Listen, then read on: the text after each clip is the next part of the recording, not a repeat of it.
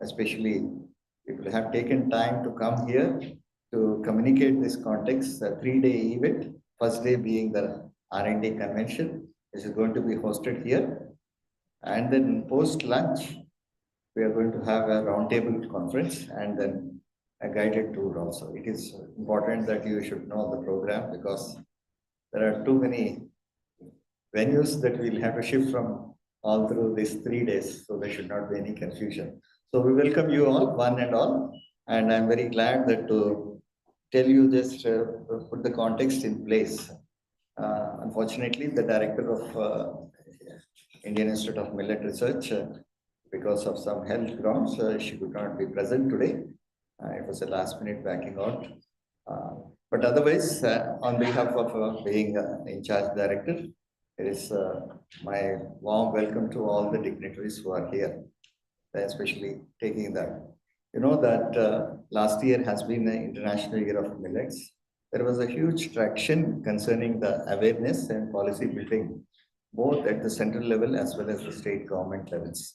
No wonder you are able to see the Honorable Agriculture Minister from Kerala, which is a non-traditional millet growing state, away with a big program and an interest being the chief guest for the first day. Of course, tomorrow we are going to have the government of Telangana's Agriculture Minister and also Uttarakhand Agriculture Ministers. And we are going to have an exhibition that is going to be. But the point is, a very important thing, whatever the gains that we have gained during this last year with various institutional, where also the government support and the private sector coming in a big way. So we need to see that how this would continue and taken further. So fortunately, Indian Institute of Millet Research is given a mandate as a global center of excellence, not only just to make it as a pan-India promotion of millets, in not just R&D, but to take all the stakeholders together and to make this development more pronounced in subsequent years and all. So a Maharishi, a program is also carved out where the whose secretariat is built in at Indian Institute of Millet Research, so that we may have collaborative work research projects with various countries. So it is in offering that more than 16 countries have come out with an expression of interest. So that they the value chain, especially one of the important things that where this Indian Institute of Millet Research through their arm of NutriHub has gained a lot of built up a lot of technologies and the wherewithal to make this replicable across the globe. So we are on the job to take these things and to replicate across various nations, various states also. I think, for example, our Kerala government, what they have done, I think Honorable Minister is going to speak on. If a non-traditional millet growing state like Kerala could take up that program, there are many other programs. So this couple of programs that which we are going to have, some of the deliberations that which we are going to have, and the speakers lineup that is there for all 3 days is going to be a real extravaganza, especially as far as the millet ecosystem is concerned.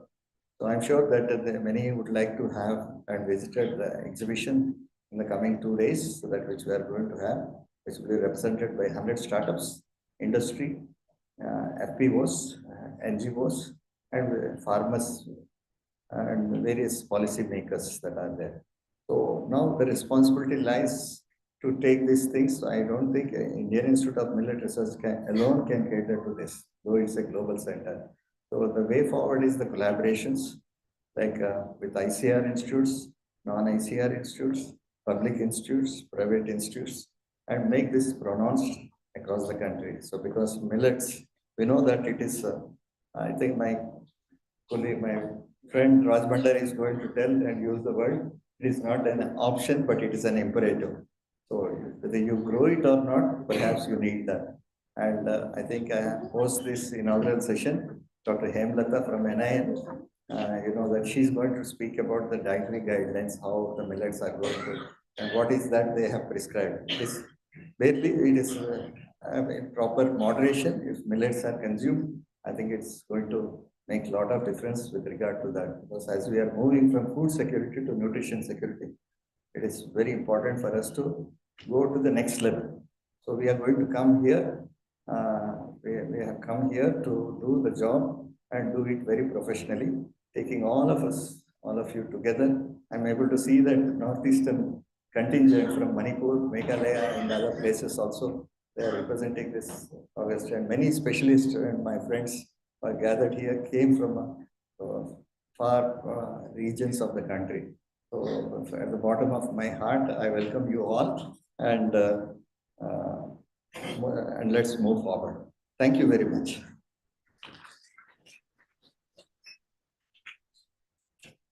Thank you, sir, for kickstarting this event. I now kindly request the guest of honor, Dr. Raj Bhandari, to address the gathering. He is a member of National Technical Board of Nutrition and advisor at Annapurna Trust. He is a senior pediatrician, member of National Millets Task Force and National Technical Board of Nutrition, Government of India, and the chairperson of scientific committees of ICMR, National Institute of Nutrition, Hyderabad, and also the technical advisor to the Indian Institute of Millets Research, and has a domain expert committee member of CFTRI Mysore. I kindly request you, sir.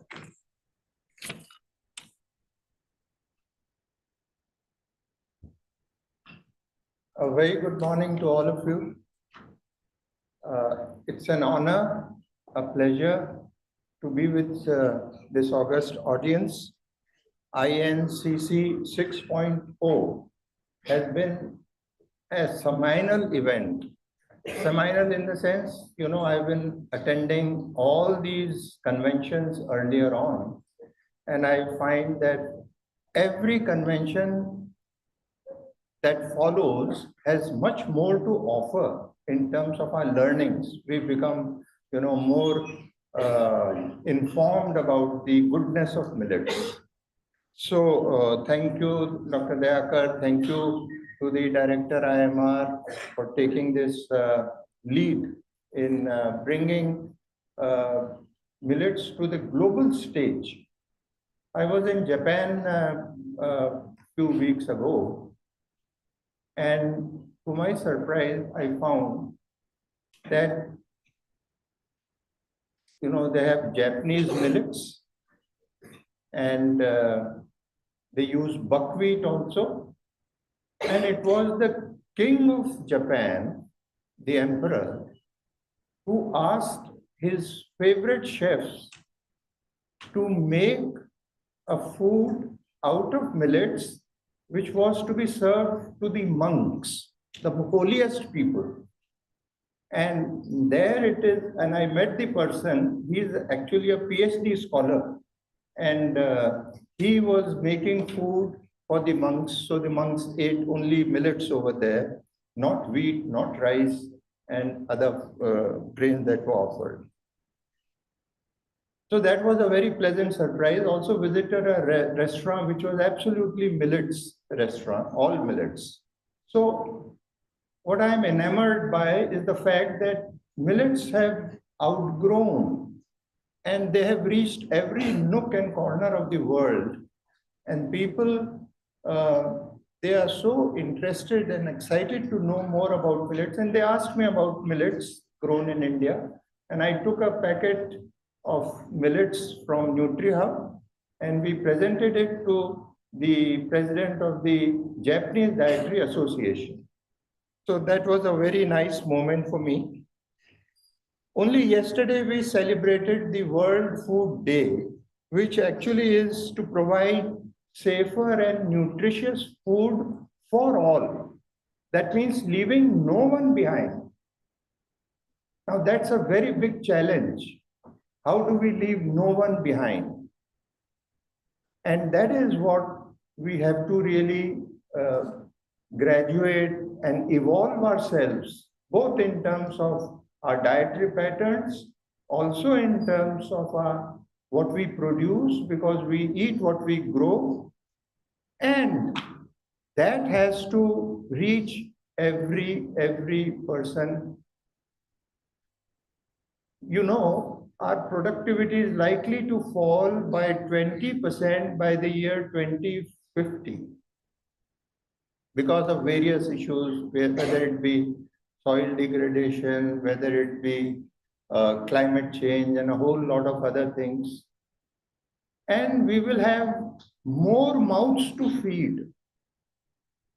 We will have something like 9.2 billion people to be fed. So more mouths, less productivity. And that is why when Dr. Dayakar said that millet is not an option, it is an imperative. It is what you grow in these dry lands. And the last standing crop at 55 degrees Celsius, which will survive, that will feed. And therefore, I'm very, very optimistic that millets is a savior for mankind, not only for food security, but also for nutrition security. Now, my journey with millets has been very awesome, very spectacular. Way back in 2014, when I was then became a member of the National Technical Board of Nutrition, Soumya Swaminathan and myself, we used to argue at that point in time that millets should be mainstreamed. And there were voices, why millets and so on and so forth. But over these years, we now have very clinching evidence. We have a whole body of evidence which supports the use of millets to overcome most of our problems which are emerging. There is an epidemiological shift in the disease pattern. I'm a trained physician and a public health specialist, and I see that pendulum swinging from communicable to non-communicable diseases. I see children who are born small and thin, low birth weight. On the other hand, you have children and adults who are becoming overweight and obese. Bhaskar Acharya would agree that there has been a huge shift, what NIN has also been reporting in, and all our national health surveys. And anemia is on the rise. Between NFHS 4 and 5, we found that there was increase in anemia despite all measures of prophylaxis. From 1970, we have been, working at it. Now, again, a perfect storm. There's so much of churning going on, and the solutions are right in front of us. If we switch over to, pearl millets, which are very high in iron and zinc and all, and now we have the biofortified varieties, so we don't need as much of industrial fortification as we can give in our grains as such, which will be consumed by people. So that will get rid of anemia, or at least bring down the prevalence remarkably, to my mind. And I have been advocating this, as a student of science. I feel that we need to decode the positive attributes of millets. And you all know, you are all versed, so we'll not go into that. But it is a repository of micronutrients, hidden hunger. 1 in 2 people on the planet suffers from hidden hunger or other forms of malnutrition. That means something like 3.5 billion people. And if that be the case, if millets are able to provide those, ragi, finger millets, 3 times calcium that of milk, people don't know about it.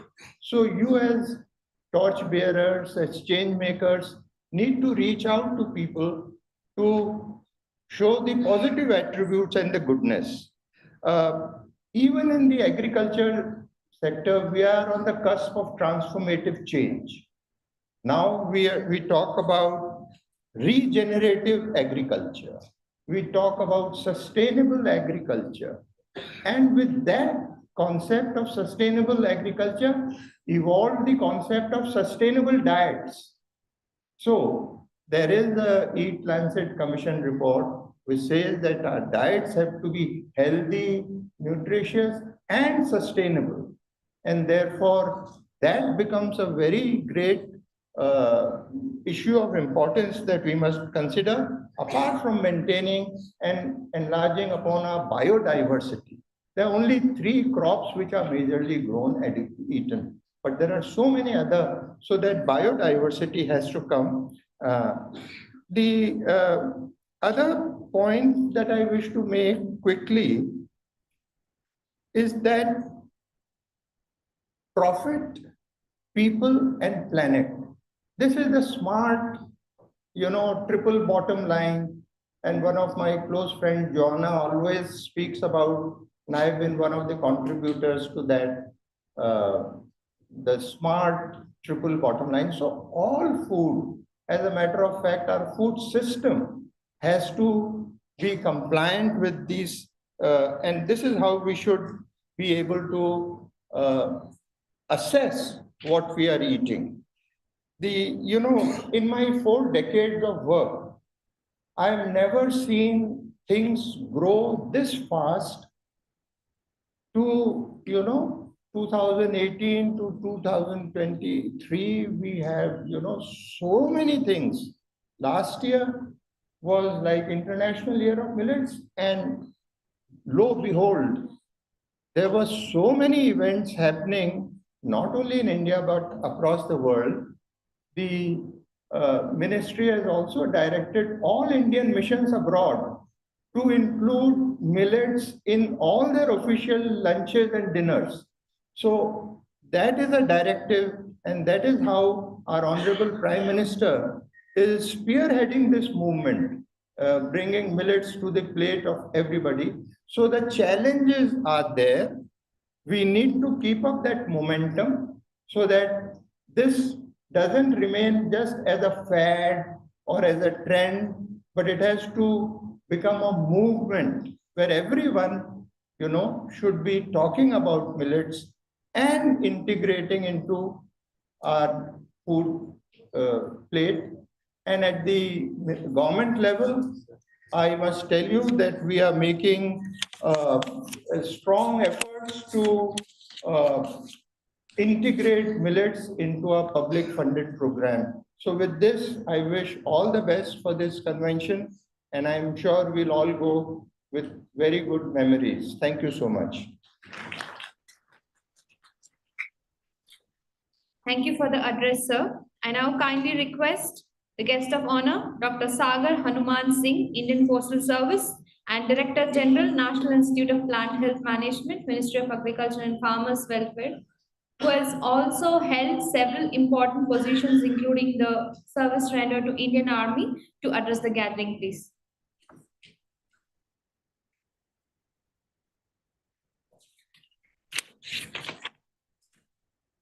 A very good morning to all of you.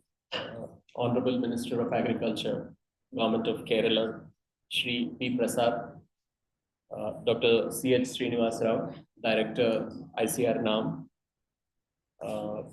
Dr. Raj Bhandari, Dr. Dayakar Rao, and Dr. Venkatesh. As Dr. Bhandari was telling, yesterday we celebrated the World Food Day. And the theme of the World Food Day of 2024 is foods for better life and a better future. I was just wondering, what do you mean by better foods, right? All this time, our food plate, basically, even though Indian food plate is much more diverse when compared to the other countries, but unfortunately, the cereal content of the Indian food plate has been restricted only to 2 cereals.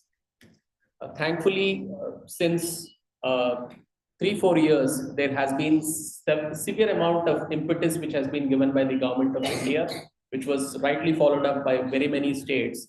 And 2023 has been celebrated as the International Year of Millets.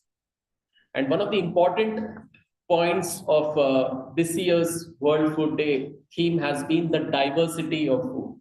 When we are talking about the diversity of food, if you see any food plate in our country, or for that matter, any country in the world, it primarily consists of cereals, lentils, vegetables and fruits, oil seeds to some extent, not directly though. So the content of the cereals was not as diversified as it should be. This is something which the government of India has been saying time and again, and the impetus led to the International Day of Millets. I don't want that this movement of the millet should be a flash in the pan, restricted only to 1 or 2 years. It should be converted into a movement, as Dr. Raj Bhandari has rightly pointed out. There is a responsibility for each one of us. There is a responsibility for the governments, whether it is at the state level or at the central level.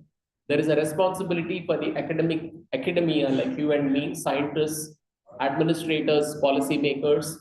There is a responsibility on the part of the farmers to raise millets, diversify their cropping patterns, particularly with the intention to diversify the kind of food that we grow, and also the climate change, which is hitting hard in no uncertain terms. Today, we are sitting in the middle of October and we see a flood in a city like Bangalore where the monsoons must have already receded by now. So the climate change is there and it is real, right? So only I can see that in addition to the horticulture crops, one set of crops which can be as resilient as anything else is millets. They can survive very high temperatures. They can survive threat from pests and diseases to a very large extent, and they can tolerate very high temperatures and high humidity levels. So why not promote this? So academia has a very important role. If you see the productivity of the millets that we have is around 1250 kilograms per hectare, which is much lower than the much touted cereals like the rice and wheat. So I think there is a responsibility on the part of our breeders, our agronomists, our soil scientists to develop ways and means to increase the productivity, develop new varieties which can unleash the genetic potential of the millets, so that we can get varieties which can yield much higher, if not at par with the other two cereals, namely rice and wheat. On the other hand, there is also responsibility on the part of all our scientific community, the extension faculty, to take the technologies that have been developed in the research laboratories and the agricultural universities to the farmers, convince them, bring them awareness about the benefits of growing millets, so that they stand to diversify. It is some kind of a safety net in the event of any vagaries of monsoon or vagaries of the climate.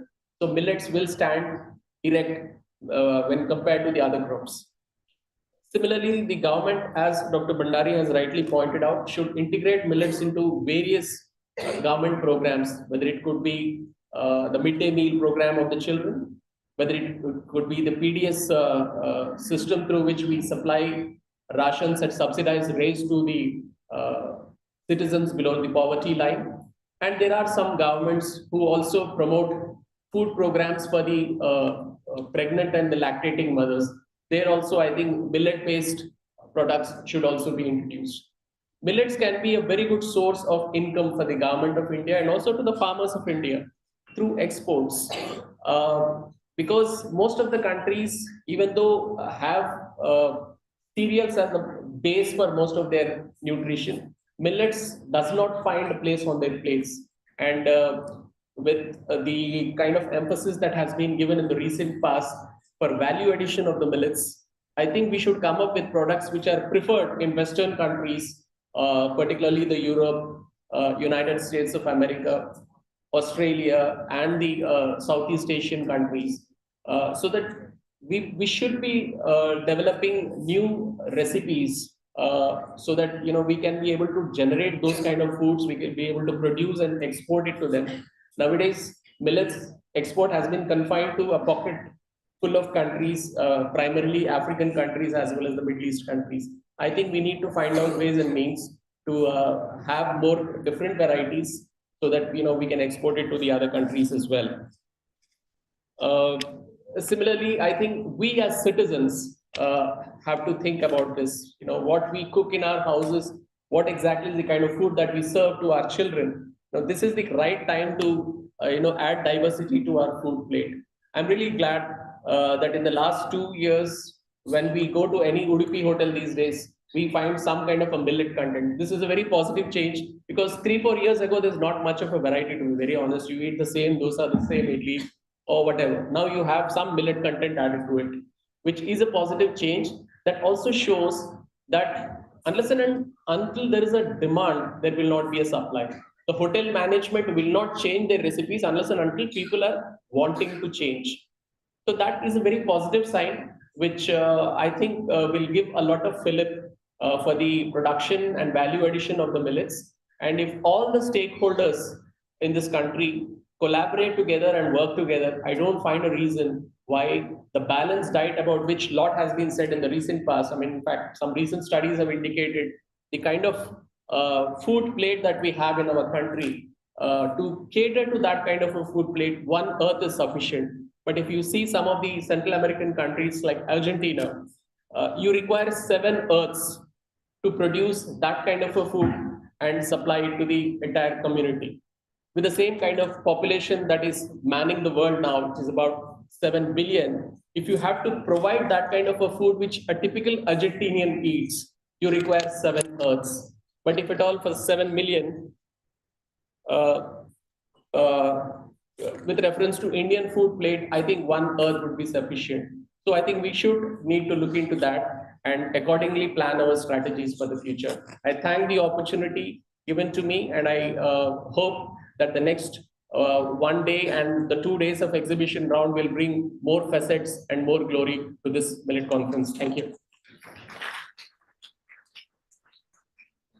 Thank you for the address, sir, and being amongst us today for this convention in promoting the millets. I now we'll now have the address by our guest of honor, Dr. T.R. Sharma, sir, DDG Crop Science ICR. He has left a video message for us. Dr. T.R. Sharma is a well-known plant molecular biologist who is presently leading the Indian agriculture sector as Deputy Director General Crop Science of ICR, Government of India, who has led various millet promotional initiatives, being at the helm of affairs at ICR. We'll now have the video message by DDG Crop Science.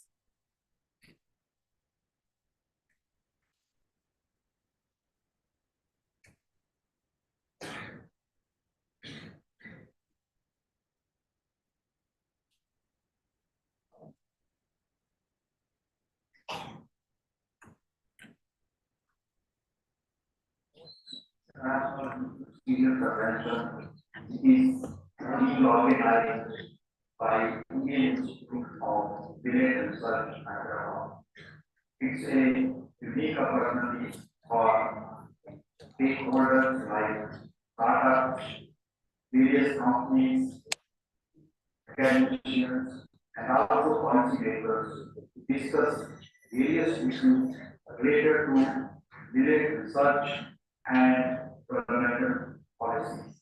It is one of the most important conventions which is being organized that year past, and many stakeholders have come here to discuss particularly the emerging issues.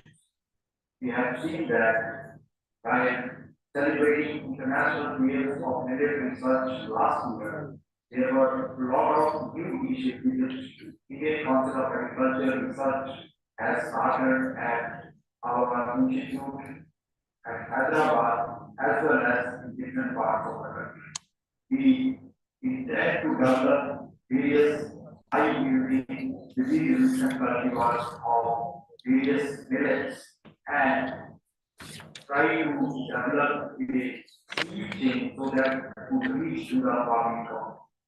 The issue related to post-harvest processing, value addition, and marketing is equally important because millet is considered as now a cash crop and it should give maximum benefit to the farming community if it is sold at a proper rate in the African platforms. I'm sure that this convention is a collection of different stakeholders will definitely add value to the ongoing programs of millet research and development. Our country is the store with lot of genetic diversity in the millet, which is being used for millet improvement programs. We are now putting a lot of efforts on various latest approaches of crop improvement, particularly genome-wide association mapping, pre-breeding, molecular assisted breeding, and genome editing. We know that in millet there is a lot of problem of making crosses and hybridization. Therefore, emphasis should be given on understanding the basics of floral biology of this very important crop. We should try to develop methods which can facilitate interspecies hybridization and also methods which can help in transferring genes from different species to the cultivated crop. We should also try to map and also clone various genes which are responsible for important traits like disease resistance, quality traits, and etc. We are investing a lot of money on genetic of millet crops so that we can increase the shelf life of this particular crop. We know that there are certain genes which are affecting the shelf life of the products of millets and storage of these crops. These crops is becoming very difficult, particularly the gene related to glycoxygenase production is controlled by large number of copies of ROS genes present within corn millet and other millets. These can be edited by the innovative approach so that we can improve the reactivity problem which is present in most of the varieties. My apprehension is that by using these new approaches, we should not forget the utilization of genetic resources that are available at the Institute of Millet Research as well as at National Bureau of Plant Genetic Resources. These genetic resources are the foundation of any crop improvement program, and we should conserve, characterize, and utilize these genetic resources in our crop improvement program and breeding efforts. Therefore, using all the available plant breeding approaches and development of production and protection technologies should be our main future. We should also develop new and new methods to use various crop processing methods to develop newly produced products in the form of various eatable products or products which are healthy in our consumption, so that value can be added to the products developed from the millets. I'm sure that this 3 days discussion of the stakeholders during this convention will be very fruitful, and a certain very specific and important recommendation will emerge from this particular discussion, which will lay the foundation of the improvement of our ongoing programs at the institute and the recovery. So my best wishes to all of you, and I am sure that this conference will be great success. Thank you very much. We wholeheartedly thank our DDG Crop Science for his message in addressing this convention. I now kindly request Dr. Srinivas Rao, Director ICR, National Academy of Agriculture Research Management, to deliver the presidential remarks. Sir has vast experience of leading several successful initiatives at the national level, and he has to his credit several accolades, including the recognition of having 2 Sardar Patel Outstanding Institution Awards during his tenure as Director, ICR CRIDA and NAM. We invite you, sir. Honorable Minister of Kerala, Prasadji, and Hanumanji, Bandariji, Dr. Dayakar, Dr. Venkatesh, all the stakeholders of millets. It's a very, very important day in the activity. And for Particularly thanks to Honorable Minister for coming over here and participating in this important event. And he's also interacting with several startups in the afternoon post-lunch session. It's a very critical part for taking agriculture for Kerala, particular Kerala or India at the large. In fact, in India, we have great success story of agriculture. And this year, very often I say that current year, the production, in fact, the food grain production has reached to 340 million tons. We have around 348 million tons of fruits, vegetables. We have 235 million liters of milk. We have 18 million tons of fish, and we have 108 billions of eggs. So it's a lot of self-sustainability, in fact. Just 75 years back, we were the begging bowl, waiting for somebody to donate food. But when we have achieved so much food security, we say, we have Food Security Act, Government of India provided. Now we think that after food security, what is the next important agenda is the nutrition. Nutrition is a very, very important sustainable development goal. And we all need to work towards that. So in this context, millets come first.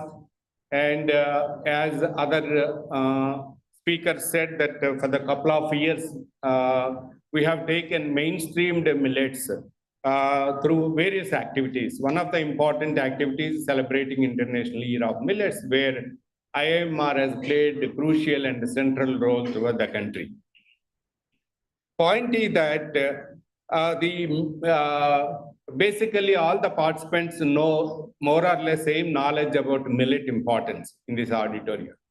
But certainly when we are taking how, for example, when cereal diet is more and we wanted to reduce cereal diet, and certainly there is an optimum recommendation of millets, how much to be consumed.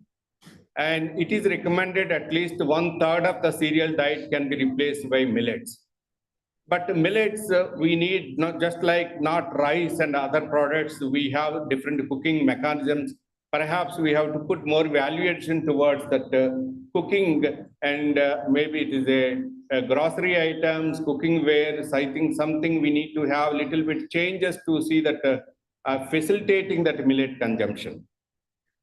At the same time, before this meeting, we were interacting with the Honorable Minister, why it is millets are so important, particularly the place this convention is being held at Hyderabad.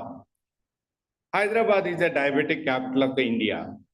We all feel that everybody would like to certainly see that what can be taken for the thing. For balanced diet towards the, in fact, diabetic and cereal diet reduction. When that is the requirement, also for any during COVID period, you can see that when we were talking about agriculture GDP, Honorable Minister, for the many decades, agriculture GDP was only 14%. But during COVID period, all other sectors were down. Agriculture came to the risk.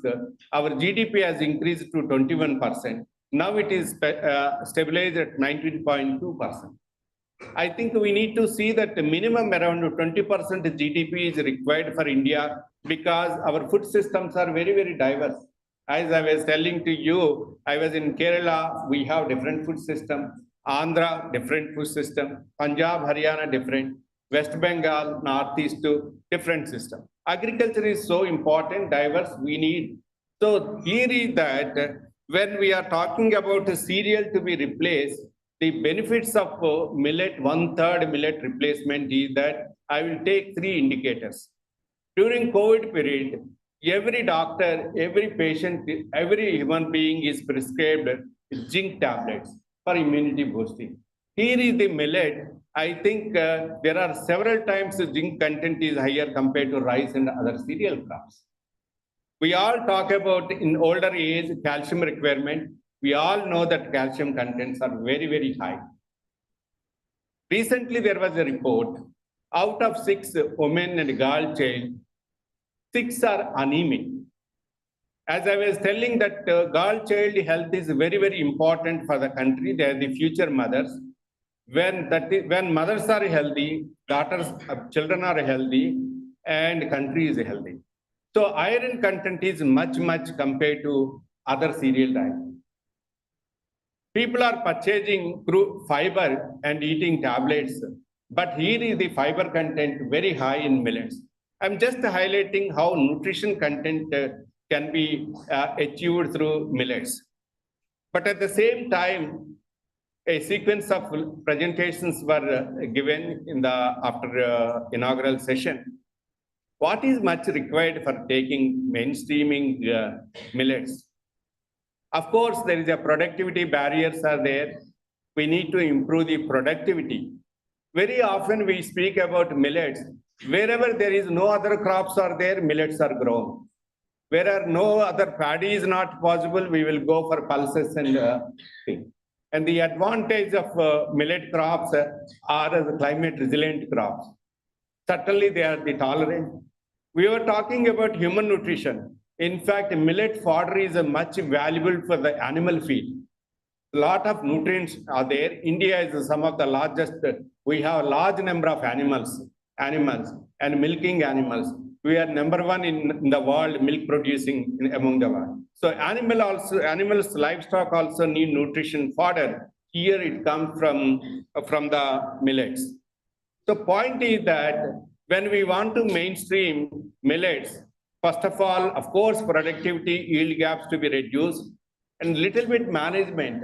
You see, we think that, for example, in Ragi, it's South Karnataka, we have around 8 districts to 9 districts which are having around 2.5 to 2.6 million tons of Ragi production. But how the millet production is remunerated to the farmers, that is very, very important for area expansion. See, when farmer is getting 3,000 rupees, when we are going to supermarket, it is 120, 140 rupees. So how to see that the farmers thing, and the middlemen are eating something, supply chain, value chain that is taken. Certainly that's what aggregated farmers are required. And we are also thinking about farmer producing organization. Second thing, after productivity enhancement, the consumer awareness is very, very important. Today, I think we have been well aware about millets today. Consumer preference should be modified. When there are consumers, then only there is a demand for the produced millets. Otherwise, the price crashed down. Once in 2014-15, during drought year at Krida, when drought was predicted in 2014-15. So we prepared for that. We made campaign. Cotton, risky crops like cotton, rice should be shifted to the millets and pulses. Farmers listened to ours. Around 6 lakh hectares paddy and cotton area shifted towards millets and pulses. But important point is price crashed down. Farmers next year again came back. So market and pricing consumerism is very, very important. Consumer demand, maybe at domestic level, at international level, it is very, very important. Then only expanded area of the millets is possible. Where expansion is possible, in fact, yesterday, as a part of think tank research policy at NAM, we were debating whole day how much paddy should be grown in India. At present, 44 million hectares of paddy area can be reduced to the 40 million hectares. Remaining 5 million hectares can we go pulses, oil seeds, and other nutrition crops, so that at present we are importing oils equivalent to 1.5 lakh crore annually, so that India is a full self-sustainable in oil seed. So that kind of planning for when we want to replace millets, consumer preference and taking awareness. As Hanumanji was telling, there are 2 opportunities, midday meals and public distribution system. Very, very important opportunities. Then once consumer preference is there, in fact, we need to see that regional preferences, how we eat. In South India, we eat idli dosa, and how to make converting towards that food requirements. For example, somewhere noodles are eaten, somewhere some other. So how we can modify the food requirements, consumer preference to that. Then, of course, the self-life is important. At the end of that, farmers have important, in fact, after yield barriers are to be minimized, and also remunerative prices are there. Unless that is there, perhaps some of the years they may cultivate. When we were doing campaign of rice to millets, in many farmers group have come bajra growing, but the market linkages, there is important strategy. Many of NGOs are working, KVKs are working, our state agriculture universities are working. Certainly marketing niche areas nearby hotels. See, I think a campaign has to be done through I think IMR program, especially taking these various hotels, how to replace. Here, I was talking to Dr. Dayakar Rao. Every day in Naram, around 200, 300 people take food, dining, several meetings are there. But what I was suggesting initially, I was telling that the biscuits, we were serving millet biscuits. But the preference was little less that thing that how to balance the sugar content, sugar and this thing. But that's why I think feedback mechanisms are very, very important, Dr. Dayakar. I think it's not that one what we make millet products, every consumer prefers. I think feedback, for example, 20 to 30 years age group, what they prefer in corporate offices, maybe middle-aged people, what they prefer, above 60 to 70 people, what kind of preferences are there. The feedback mechanism is there, diverse clientele requirements to be considered, the evaluation processing to be restored in the millet projects. My best wishes to all of you. I think it's great to have this program at NAM. And again, thank you very much, Honorable Minister, for gracing this occasion. And Kerala is I was also taking few examples where millets can be expanded in Kerala. At present, a decimal area in millets. And of course, a lot of brackish backwaters are there, but some niche areas, I really personally feel that I was also sharing to Honorable Minister, entire country, wherever meeting is there, somebody certainly will speak about integrated farming system, IFS. Saying is very easy, implementing is very, very difficult because every farmer is a one integrated farming system model is required. But here in the Kerala, there is an opportunity that entire state is one integrated farming system. If you see that when we are dropping, landing at the airport, I think houses are there in the mid of that, these things, lot of space area is there. But what is required when people are growing millets or vegetables, other crops, a collective mechanism should be there. For example, if I constructed a house in 2 acres in Kerala, I am growing some vegetables or mushrooms, some other thing, or some millets. The small areas, a collective collection mechanism should be there, then aggregated, then exported to be moderated. So my best wishes to all of you and have a great learning and try to see that first of all, we are all, it's not telling that we others to consume millets. Try to see that at least once in a day, start consuming millets. I myself consume 2 times, in fact. Then, but start, it's not telling is that, and we have to see that especially children, you know, we have become, when I was presenting so much success story about Indian agriculture, Indian farmers, but our food systems have really made negative side. Our grandmother used to serve with a full of plate of one chutney, one that one this thing, and multi-nutrition side. But now we have restricted rice to potato curry, or 2 rotis to potato curry, and all office bearers are moved. So those, in fact, grandmother is the best nutrition expert. She has developed and designed thali system. Now we have gone, and now millets, I think this is a big place. It should come in the thali system. Let us go back to our traditional food system, so that nutrition is a very, very important. And we are spending huge money in the healthcare system, huge medicine, huge, in fact, the nutrient supplementation. Whenever there is a healthy Indian, healthy population is there, country is healthy, we can able to do more work, more efficient, just like Japanese people, then country move forward, and India can be a developed country sooner. Thank you very much. Thank you, Dr. Srinivas Rao, sir, for an enlightening address, and not only claiming the nutritional benefits, but also practicing millet-based diet and setting yourself as an example for millet consumption. Thank you so much, sir. Now we have two product launch. Two products are there, developed by NutriHub ICR IAMR.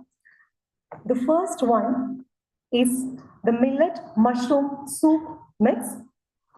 It's a multi-millet mushroom soup mix, a tasty blend of millets and savory mushroom. And this soup mix is carefully crafted using a combination of milled grain flours, mushroom powders, dehydrated vegetables, and carefully selected seasonings. The innovative processing methods, including milling, vegetable dehydration, blending, and packing, ensures the highest quality. We have one more product, which is iron-packed millet choco bites. It is made with a delightful mix of proso millet, jawar, and bajra, and coated in rich chocolatey flavor. These bites are perfect balance of taste and nutrition. Packed with essential iron, they are a delicious treat for everyone.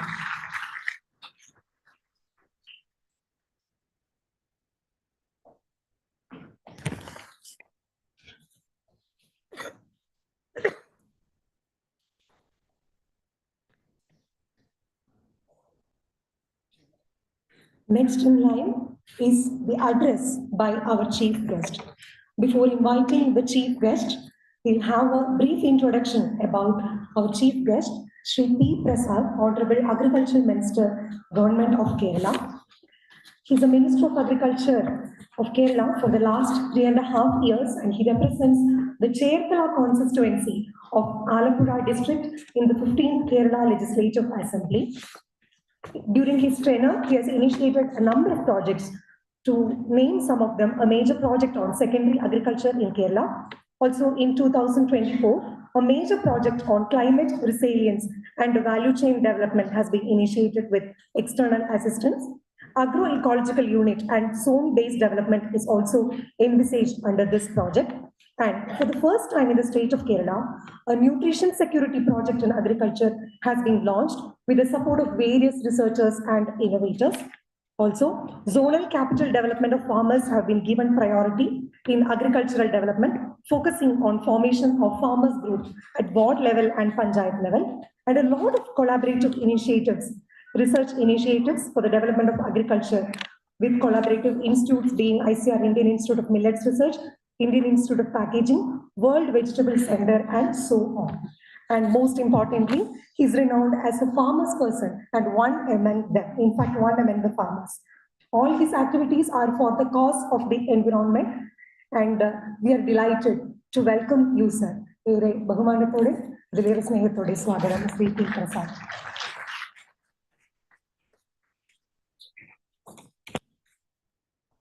Dr. Srinivas Rao, Director ICR NARM, Dr. B. Dayagar Rao, CEO NutriHub IAMR, Dr. Yash Bandhari, Member NDBM, Dr. Sagar Hanuman Singh, Director General NIBHM, Dr. T.R. Sharma, Dr. Venkatesh Bhatt, esteemed guests, brothers, associates, and respected farmers. It is both honor and privilege to stand before you today, the International Nutritional Convention, Millet Research and Development Convention. This gathering of experts, innovators, and advocates is a testament to our shared commitment to enhancing global food security and nutrition through the power of millets and nutricereals. As the Minister of Agriculture in the state of Kerala, I recognize the vital role that these resilient crops play in addressing some of our most pressing challenges: climate change, malnutrition, and sustainable agriculture. Millets are not just traditional grains, they are the backbone of food system that can withstand environmental extremes and support the livelihoods of billions. This gathering signifies our collective commitment to harnessing the power of nutri-cereals and millets in shaping a sustainable and resilient future for global food security. When we talk about the importance of millets and promotion of its cultivation, it certainly should not be limited to health. It should be one which helps to increase farmers' income. Only then will more farmers get into small grain farming, which will lead to increase the farmer income, millet promotion, and health protection simultaneously. We often express as farmers are the backbone of our society.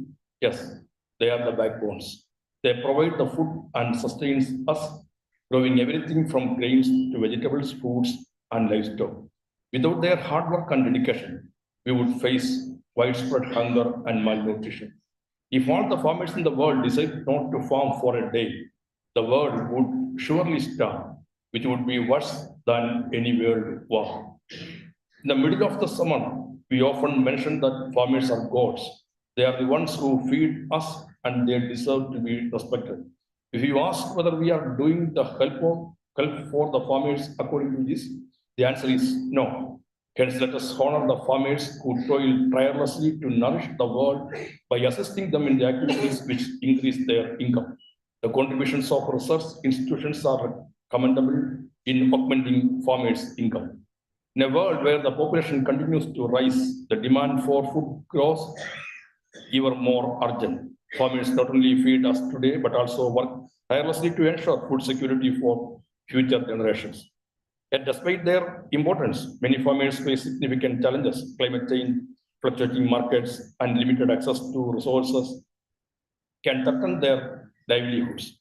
As a society, we must recognize their struggles and advocate for policies that support and empower them. Indian farmers create history that evokes memories of the Sandal peasant struggles that shook British imperialism. The Mapla tenants of Malabar, the Neelam farmers of Tambaran, and the sons of the soil in Telangana through their struggle against the corporate capitalists. Their contributions are invaluable, and our support is essential for their survival and ultimately our own. Let us ensure that the hands that feed us are supported and valued. Investing in agriculture is investing in our future. Supporting farmers means investing in innovation, sustainability, and resilience. We must promote fair trade practices, provide access to technology, and ensure that farmers receive fair compensation for their hard work. Primary need and duty of every living thing in nature is first eat, second give birth to the next generation.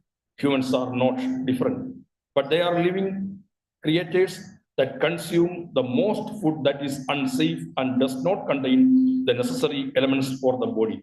We relish anything that gives taste to the tongue. We are deliberately forgetting that it can lead to lifestyle diseases and deadly diseases like cancer. Here, the importance of small grains, millets.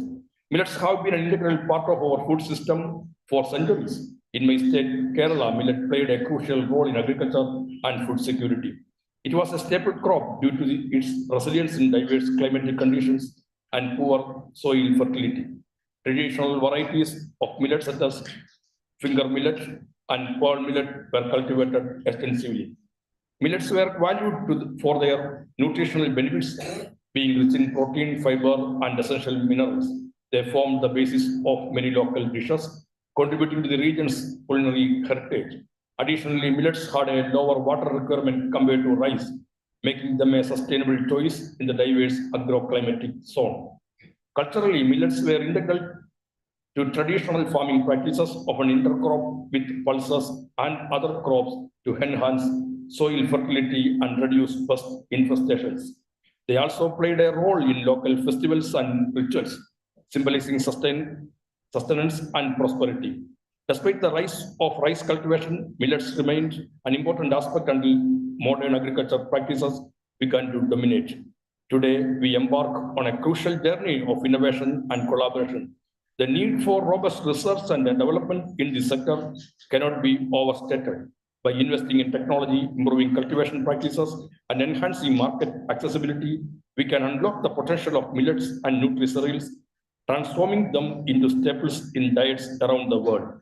We appreciate Government of India and the leadership of IIMR for their commitment in the promotion of millet cultivation all over India and collaboration to ensure the success of the International Year of Millets 2023. The International Year has helped us to rediscover the importance of these crops in our food and our health. Furthermore, the future of millet is bright. With the growing global interest in health, food, and sustainable farming practices, we are witnessing a resurgence in millet production and consumption. In Kerala, we are committed to promoting millet cultivation among our farmers.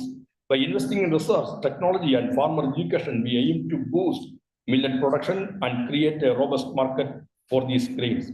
I'm immensely happy to share some of the experiences and achievements in millet production and promotion in the state of Kerala, which could be replicated. Millet cultivation in Kerala has gained momentum in recent years due to the rising awareness of its health benefits and climate resilience.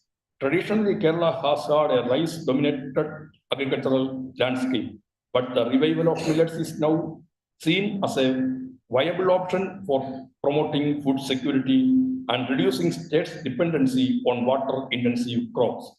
We all know that populations across urban and rural areas suffer from many forms of malnutrition and non-communicable diseases due to unhealthy dietary habits.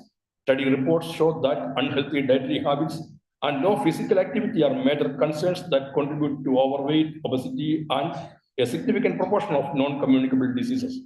Incorporating healthy eating habits into our daily lives is a powerful step toward achieving optimal health. It is not just about losing weight or fitting into a certain size. It is about nurturing our bodies and minds, enabling us to live fuller, more vibrant lives. To make the people of Kerala aware of this grave situation and help them to take a massive campaign and mission mode activities is being started as Poshaka Samriddhi Mission. Promotion of millets and millet products is one of the main components of this program. Subsequently, Organic Agriculture Mission was also started in October 2023 with a view to expand the area under organic cultivation. The mission is executed through the coordinated efforts of various departments and programs of Government of India and state government. As millets have high nutritional value and can easily be produced by organic methods, we have selected millet as a main component of these two missions. Moreover, my government is dedicated to supporting these initiatives through policy frameworks that enhance market access, provide financial assistance, and promote research and development. By fostering collaboration between farmers, researchers, and the private sector, we can transform the millet landscape in our nation and beyond. We are grateful for the collaboration with the Indian Institute of Millet Research for their technical support and guidance to Kerala government for the development of millet value chain. Let us use this occasion as a platform to express our gratitude to Dr. Tara Satyavati, Director IIMR, who even organized a visit program in a whole day in IIMR, and Dr. B. Dayagar Rao, CEO NutriHub, who visited Kerala several times to assist us in providing technical support for establishing millet processing centers and millet cafes in the state.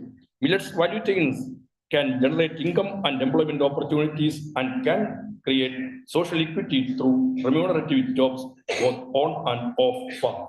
Furthermore, the use of innovative approaches in production systems, processing, and food technologies can create new market opportunities for millet that appeal to a diverse consumer base, including youth and urban citizens. In this context, I urge startups and entrepreneurs to innovate in millet processing and value addition. Together, we can develop new products that cater to diverse consumer preferences, making millets more accessible and appealing to a wider audience. I urge all stakeholders, government, scientists, farmers, and industry leaders to collaborate in this vital mission. Together, we can share knowledge, develop new varieties, and promote sustainable farming practices that empower our farmers while ensuring food diversity and nutrition for all. In this regard, I may request Government of India the necessity to set up a board, namely Millet Board, at the national level to promote millet across the country. In this board, the researchers and startups should play a vital role in developing new technologies. As we engage in fruitful discussions during the days, let us envision a future where millets and nutri-cereals are not merely alternative crops, but central to our global food system. Let us champion policies that support their cultivation, research initiatives that explore their vast potential, and educational programs that highlight their benefits to consumers. I want to reaffirm our commitment to promoting millet as a cornerstone of sustainable agriculture in our nation. This meeting has highlighted the incredible potential of these nutritious grains to enhance food security, support our farmers, and contribute to environmental sustainability. By working together, government, farmers, and consumers, we can revitalize millet cultivation, ensuring a healthier future of our communities. Let us embrace this opportunity to honor our agricultural heritage while paving the way for innovation and resilience in our farming practices. In closing, I would like to extend my heartfelt thanks for inviting me as the chief guest for this convention. It has been a privilege to share my thoughts and engage with such a passionate audience. I appreciate the efforts of the organizers and all the participants for making this event a success. Together, let us cultivate a future where healthy, nutritious, and sustainable food is within reach for everyone. Thank you for your dedication and enthusiasm as we embark on this vital journey together. Thank you once again for this wonderful opportunity.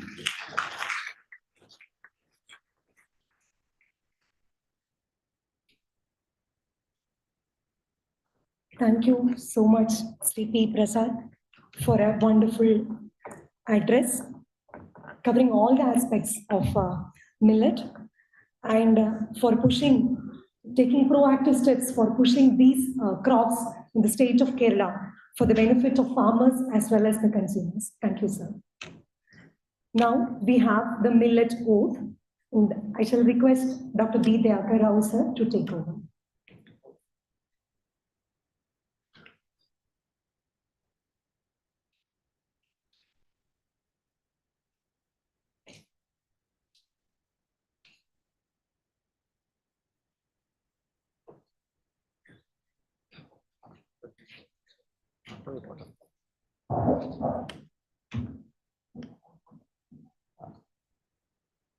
After listening to the various speakers, I think I would like to place it on record, especially the NIN director, Dr. Bhaskara Cheri, and many Raj Bandari and others. You know, as a nutritionist, there is a diversification of the diets. That is what implicated. As per NIN My Plate concept, Dr. Srinivas Rao has already mentioned that out of 270 grams of cereal consumption, I think we can include millets up to 90 to 100 grams. So it means consume millets in moderation. So that is what, not only that, it is also reflected, you know, that you have about 250 million tons of rice, wheat, and you know, the millets are just 20 million tons. You cannot really replace, don't ever try to do that. So do it in moderation and do that. So now we are going to have an oath, a simple oath saying that what he suggested also, at least one meal in a day. Perhaps that would be a good beginning. So let us stand up once and then take this oath meaningfully. It's not just that we have come here, not just for any other convention, but with a commitment to consume millets also or promote millets. So we will, as every oath contains, that we will extend our right hand. I will say, let's millet, and then you will have to repeat that. That's all. Our oath is all about it. And we will follow it within Hindi. Millets ho jaye. Okay? Let's millet. Let's millet.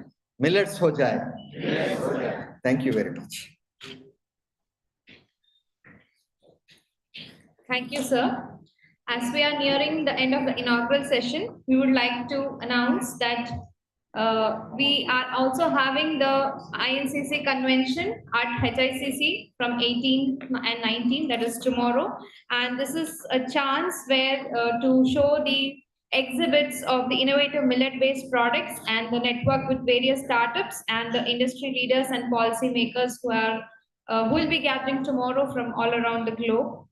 So this is going to be the Millet Startup Convention tomorrow 18th and 19th at HICC. So we request all the registered participants to kindly be available there tomorrow also. And now kindly request Dr. Venkatesh Bhatt, Principal Scientist, ICRIMR, to propose a vote of thanks.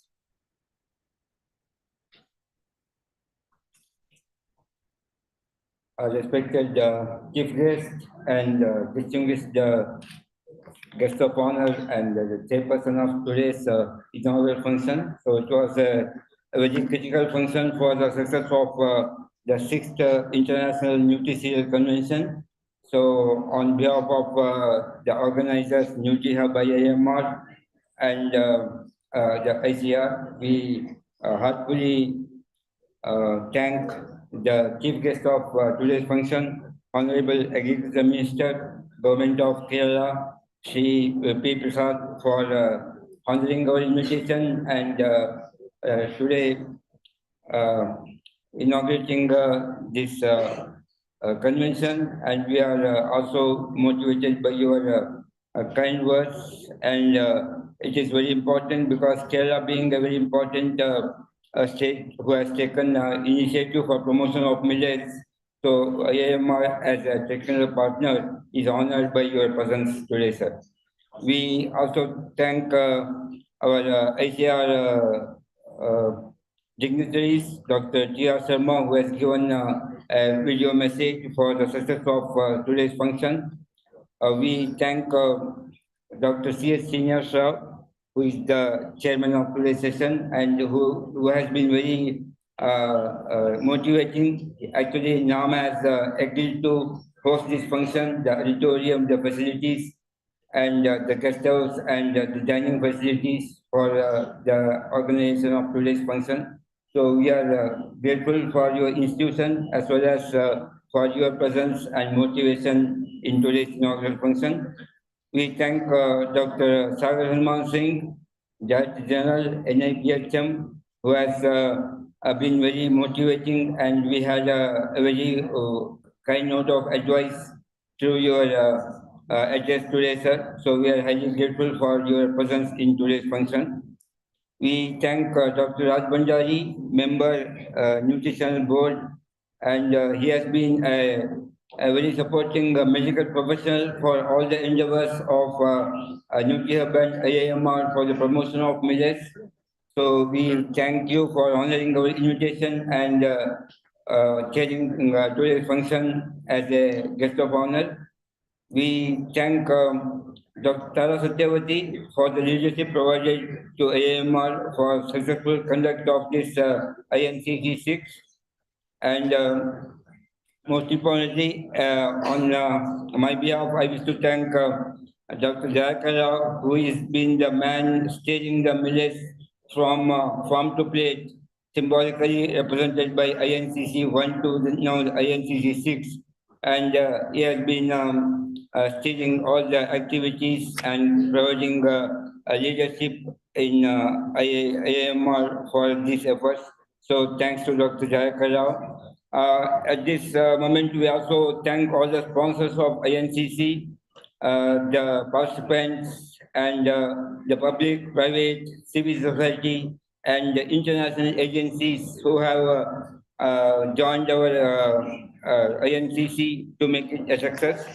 So we also thank all the distinguished speakers, collaborators, and the honorable delegates who have come from all over the country and also from abroad, and making this 3-day INCC inauguration a success for the next 3 years to come. And thank you all.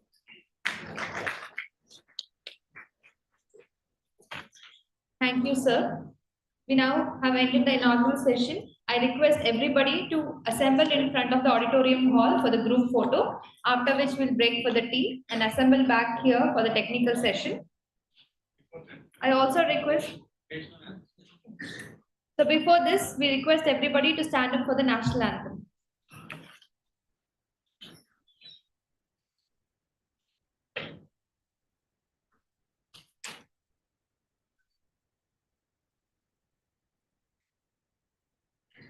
जनगण मन अधिनायक जय भारत भाग्य विधाता Punjab Sindh Gujarat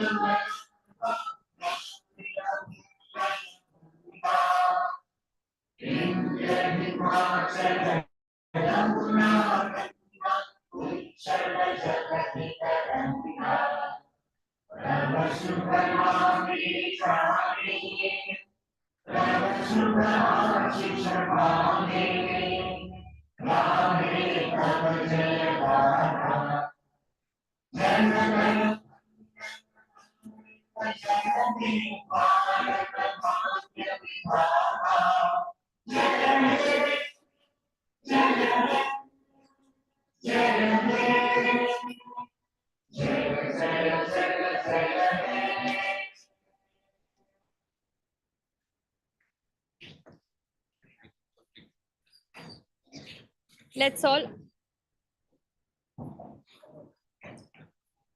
Let's all assemble for the group photo. The high tea and press meet for the dignitaries are arranged at Director Office.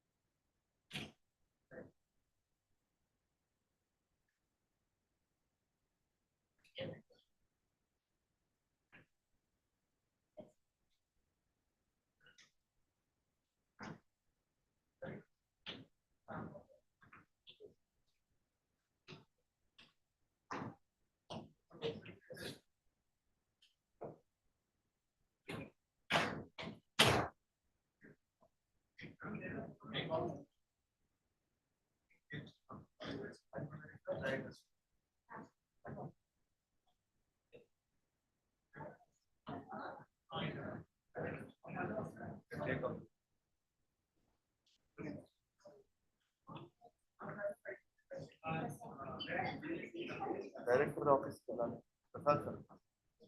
Please, Srinivas, come.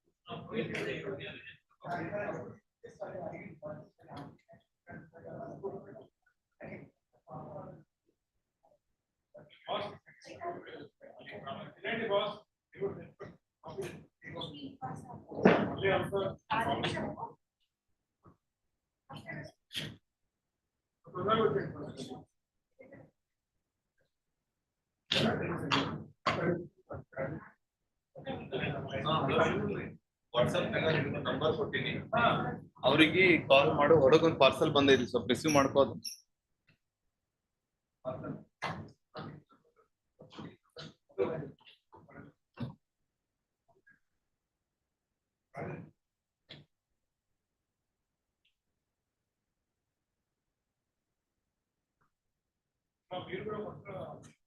వెళ్ళండమ్మా tea తాగేస్తండి మీరు కూడా.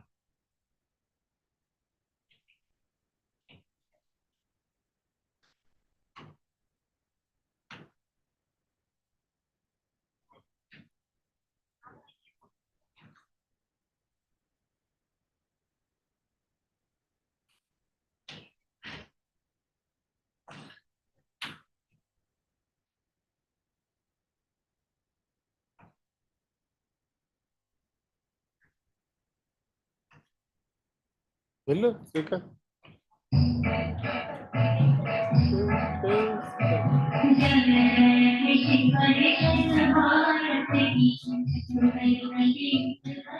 ఇక్కడ 100% పెట్టింది నేను చెప్తాను ఆయనకు వద్దే బాబు అని చెప్తున్నా 100 ఉంది ఇడ ఇప్పుడు పలుకుతుంది అసలు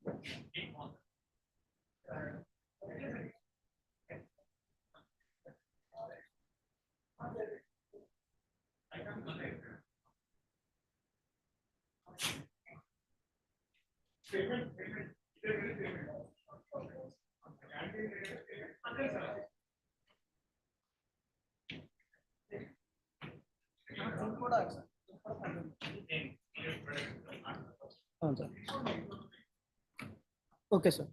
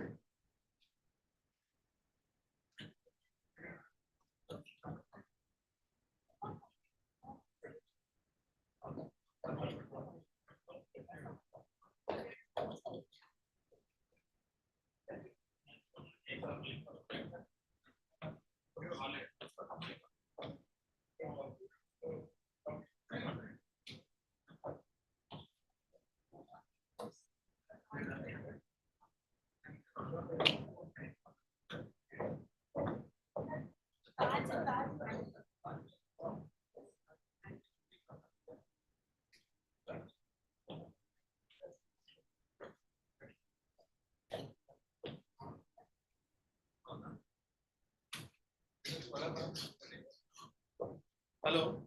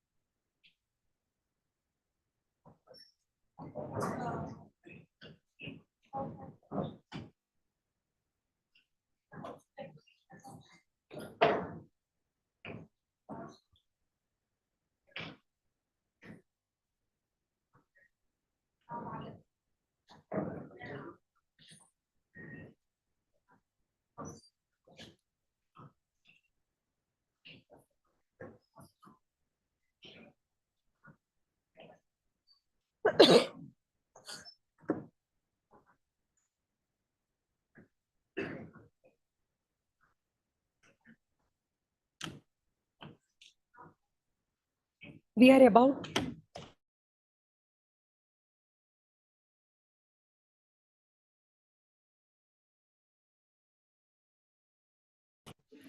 we request all the delegates to kindly occupy their seats in the auditorium.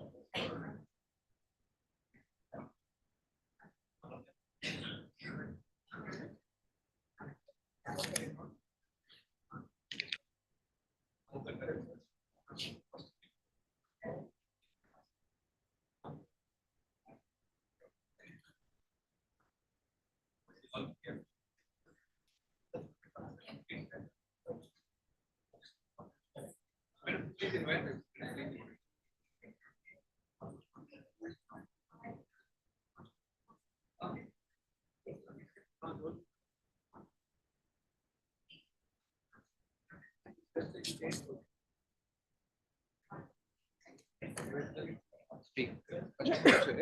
Co-chair, Dr. Raj Bhandari. Okay. But you announce that. Chair itself, okay. We are beginning the technical session, Research and Development in Millet Improvement and Production. The chair of this session is respected Dr. C.H. Srinivas Rao, sir, Director ICR NAM. And the co-chairs of this session will be Dr. Raj Bhandari, Member NTBN, and Dr. B. Dayakar Rao, CEO NutriHub, Principal Scientist ICR IAMR. We request the chair and co-chair to kindly occupy their seats in the dais. We also request the speakers of this session, Dr. R. Hemalata, ex-director, ICMR National Institute of Nutrition, to kindly occupy the dais.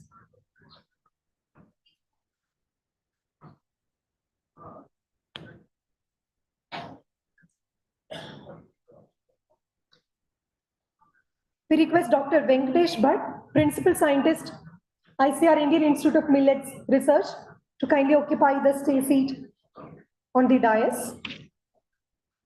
We also request Dr. P. Srinivas Rao, Professor, Food Process Engineering, IIT Kharagpur, to kindly occupy the dais. We request Dr. B. Dayakar Rao, CEO NutriHub, Principal Scientist ICR IAMR, to kindly join the dais. And also Mr. Konda Chava, Assistant Representative Program, UNFAO, to kindly occupy the dais. We're about to begin the session.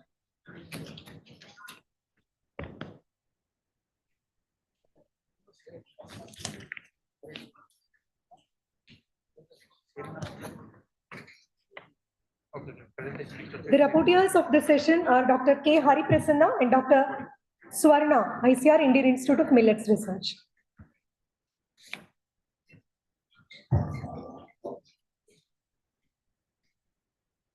We see that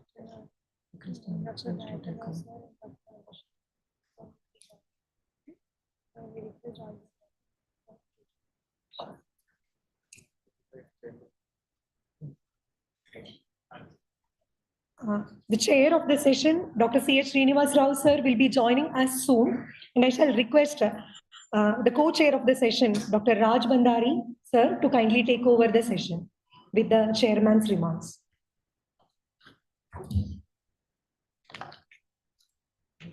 So, very good afternoon. We are now 15 minutes past 12. So, this session basically will be one of the most enlightening sessions for you to carry the message of health and nutrition to the people at large. We have a very eminent speaker of this session, Dr. Hemalata, is a former director of ICMR NIN, that is the National Institute of Nutrition, premier institute in the country. NIN has done exemplary work, and they have brought out the dietary guidelines for Indians 2024. These guidelines have, during a period of 2 years, intense preparation by all the scientists who have worked to curate what a healthy diet. Many, countries also do not have a definition of healthy diet. So here I would also like to mention that this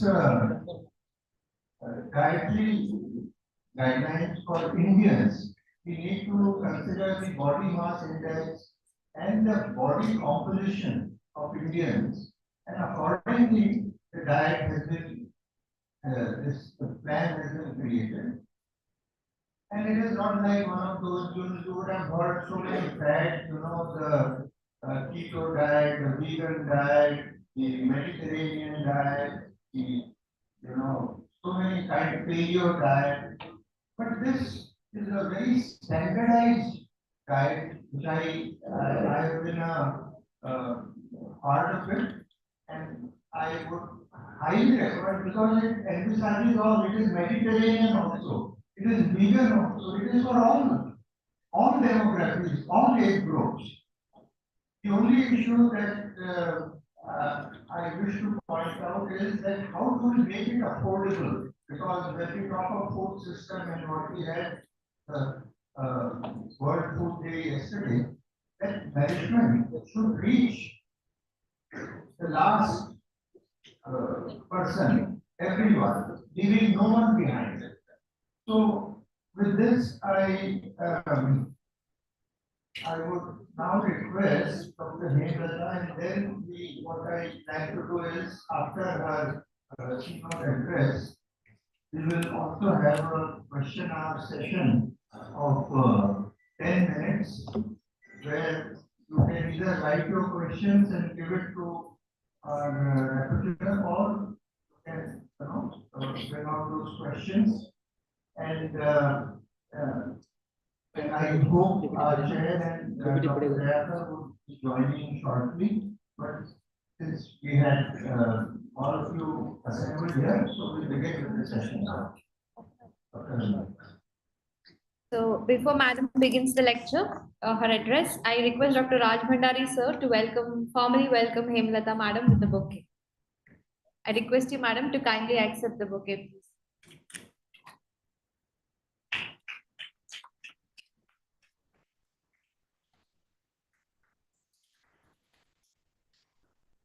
Madam's keynote address will be on dietary guidelines for Indians with special reference to millets in Indian diets. And Dr. Hemlata is a nutrition researcher with a medical background, specialized in the critical field of maternal and child health nutrition. Her extensive work comprising clinical and fundamental studies has yielded valuable insights into the pivotal role of nutrition and gut bacteria in growth and development of the. Okay. Given only 15 minutes time, and she will eat away half of it, I think. She goes on with the introduction. So thank you very much. Very warm greetings to all of you, all the dignitaries on the dais. And thank you very much, Dr. Bhandari, for giving a background of my dietary guidelines for Indians, which was released in May 2024 by ICMR, DG ICMR.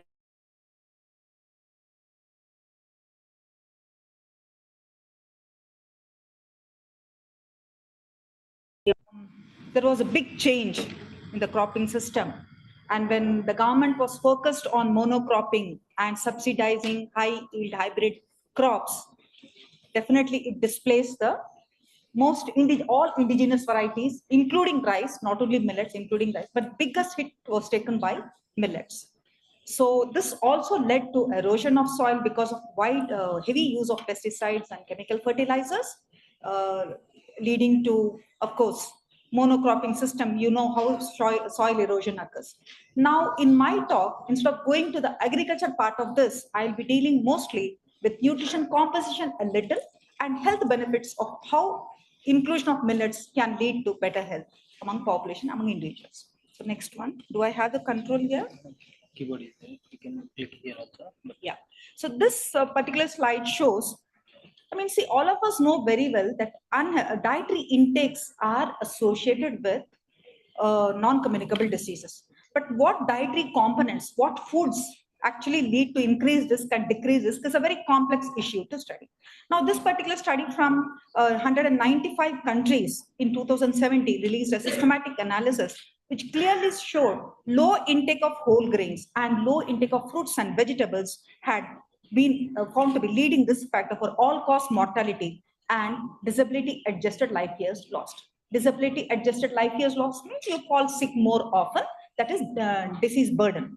Then it also found processed food to be directly linked with higher risk of NCDs, particularly CVD, cardiovascular diseases, and lower risk of NCDs with wholesome foods like nuts and seeds and fiber-rich foods.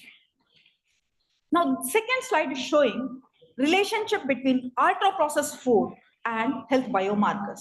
Here again, this got released in BMJ British Medical Journal in 2024, and they showed direct link between increased intake of ultra-processed food and mental health, convincing evidence for obesity and type 2 diabetes, and also suggestive evidence for cardiovascular diseases and all-cause mortality.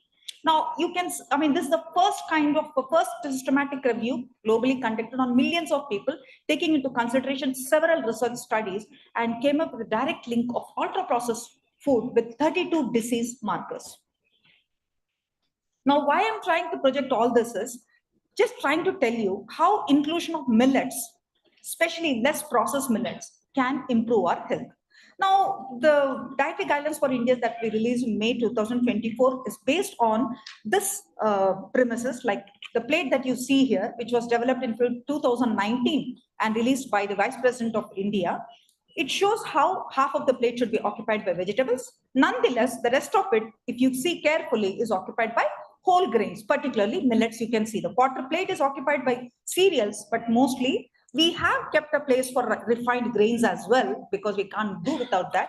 But then majorly it is occupied by whole grains, particularly millets. So, but what exactly people are eating in India? Take, for example, urban and rural population.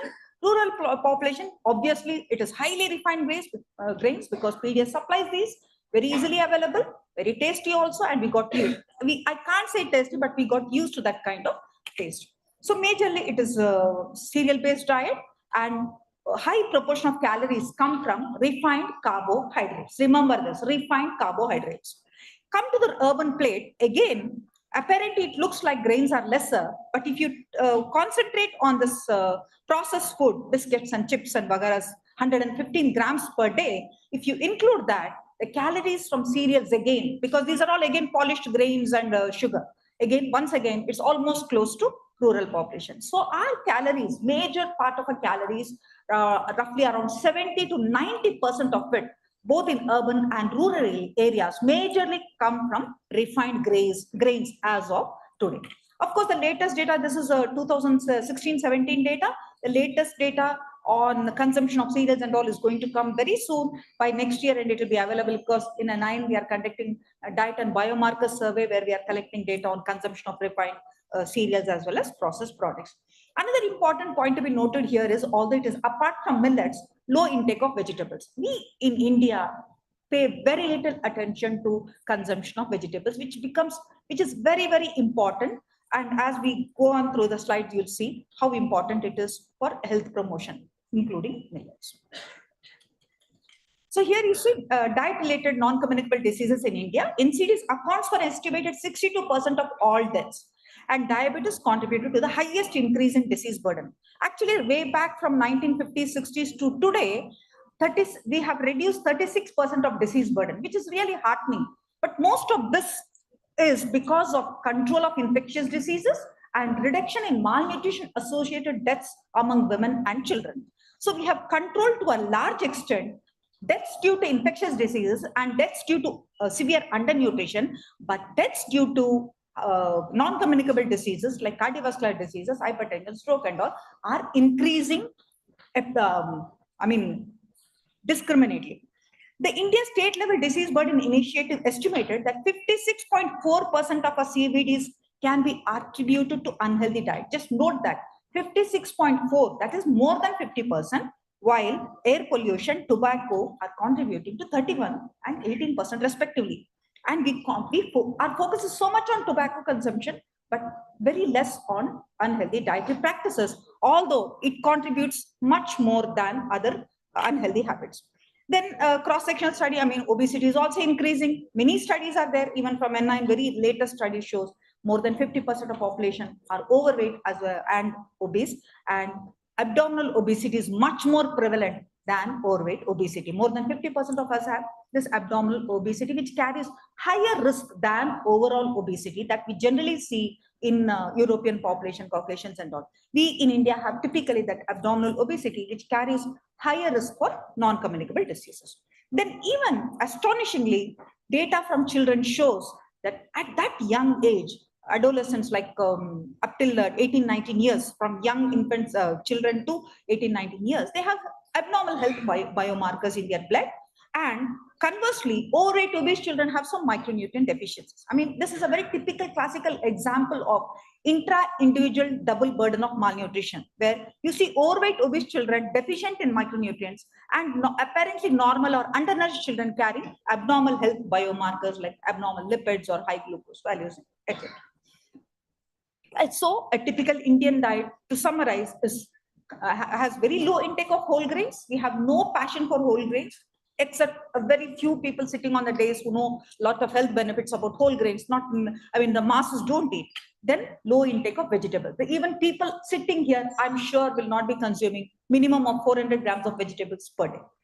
So whole grains is lacking, vegetables is lacking, and high dependency on refined carbs, which may all of them adversely affect metabolism, especially mitochondrial dysfunction.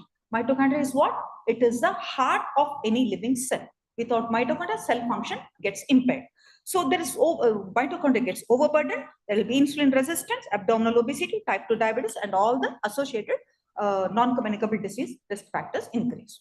So this one slide, just bear with me, little patience. What I want to explain here is why refined grain is bad. I mean, the first one is sugar. I mean, here you see sugar from table sugar, which has a lot of fructose.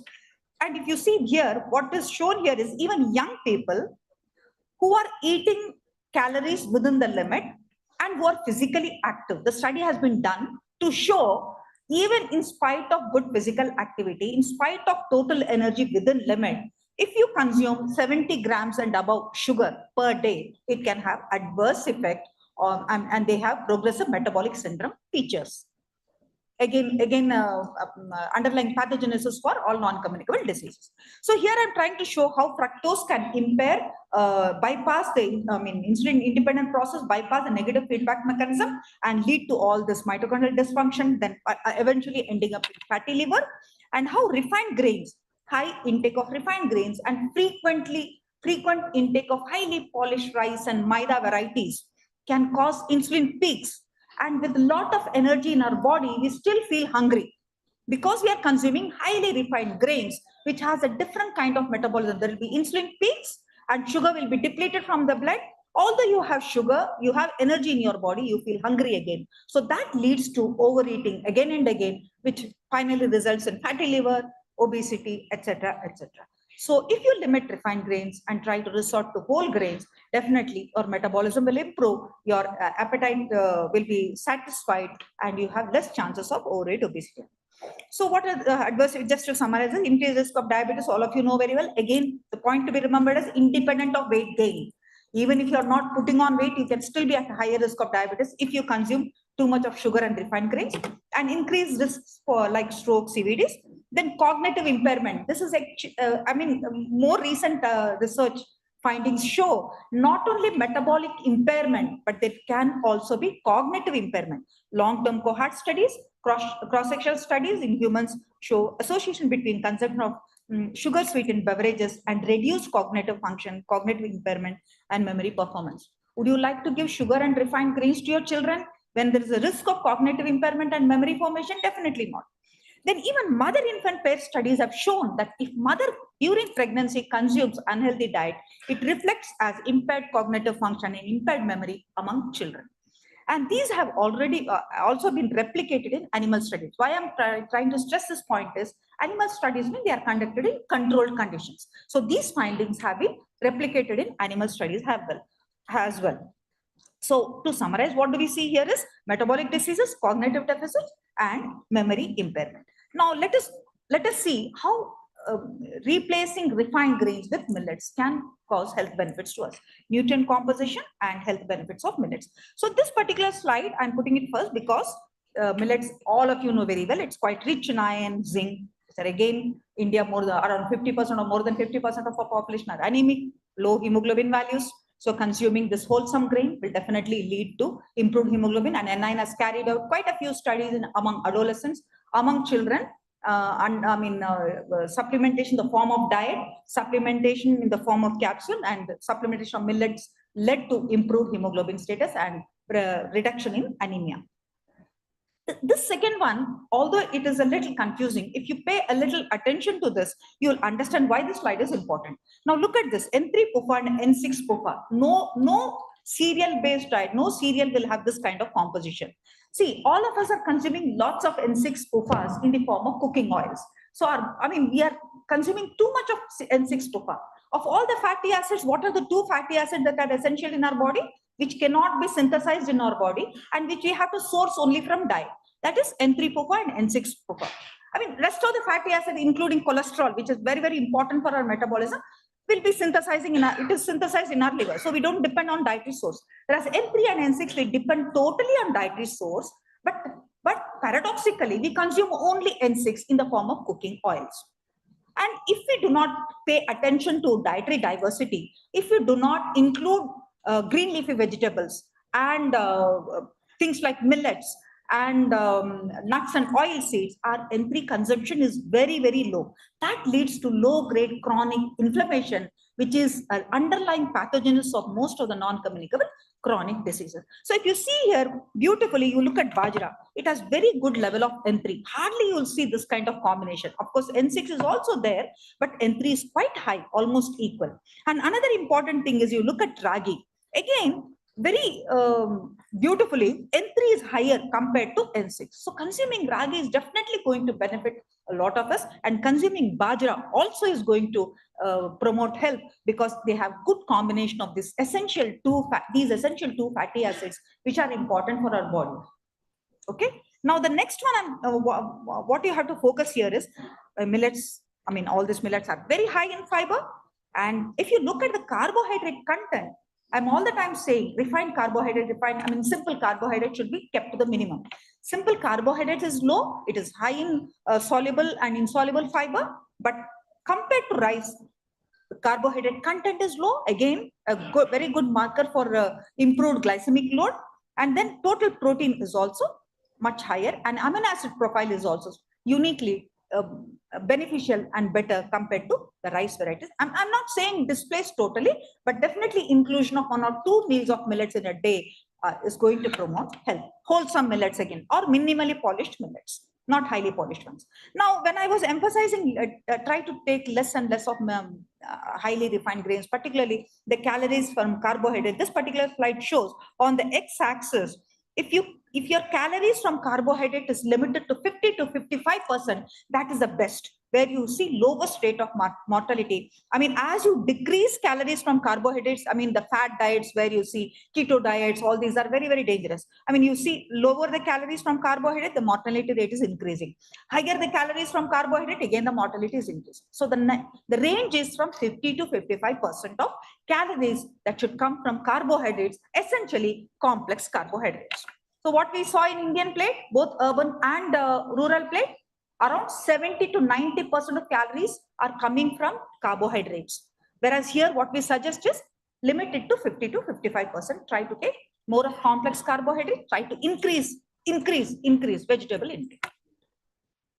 Here, this is again just to show, I will quickly go through the slide. If you take highly refined, like in the form of sugar, your blood sugar, how it spikes. And if you take white rice, white maida varieties, again, your glucose is spiking, not to the level of sugar intake. But if you take grains like millets and whole grains, look at the blue line here. It is so beautifully managing. Then you don't feel hungry so often. Why? Because the glucose is maintained here. There is no rush of insulin. There is no spike of insulin. Therefore, the glucose is well maintained in the blood circulation. If it is well maintained, you don't feel hungry so often. So this is just to show, and this is the meta-analysis that we, got published in collaboration with the CFTA, ICRISAT, NIN, and other major groups. Here we can see millets can have a major impact on reducing iron deficiency anemia, and this systematic study also revealed that regular consumption of millets could help reduce the risk of type 2 diabetes, hyperlipidemia, hypertension, body mass index, and thereby also reduce the risk of cardiovascular diseases. This is not something new. I mean, but millets contribute to a more balanced gut microbial system. Why gut microbiome is important? Gut is the second brain. Then gut is again 70% of our immunity sits in the gut. So when you keep your gut healthy, your overall health improves. So taking care of your gut is important. How do you take care of your gut? Not by consuming any probiotics drinks or any probiotic capsules, but by taking healthy diets, because healthy diets naturally have oligosaccharides, non-starch polysaccharides, and soluble fibers, which provide nutrition and take care of all the beneficial bacteria that are sitting in our colon. So when your plate is healthy, when your plate includes whole grains like millets, when your plate has enough adequate quantities of vegetables, naturally your indigenous good bacteria grows, which takes care of your brain health, of your immunity, takes care of your metabolic health also, so that you have lesser chances of developing type 2 diabetes, cardiovascular diseases like ischemic heart disease and stroke. It may be, I mean, you may not believe, but 80 to 90% of our non-communicable diseases, particularly with respect to type 2 diabetes and cardiovascular diseases, can be prevented by healthy diet habits.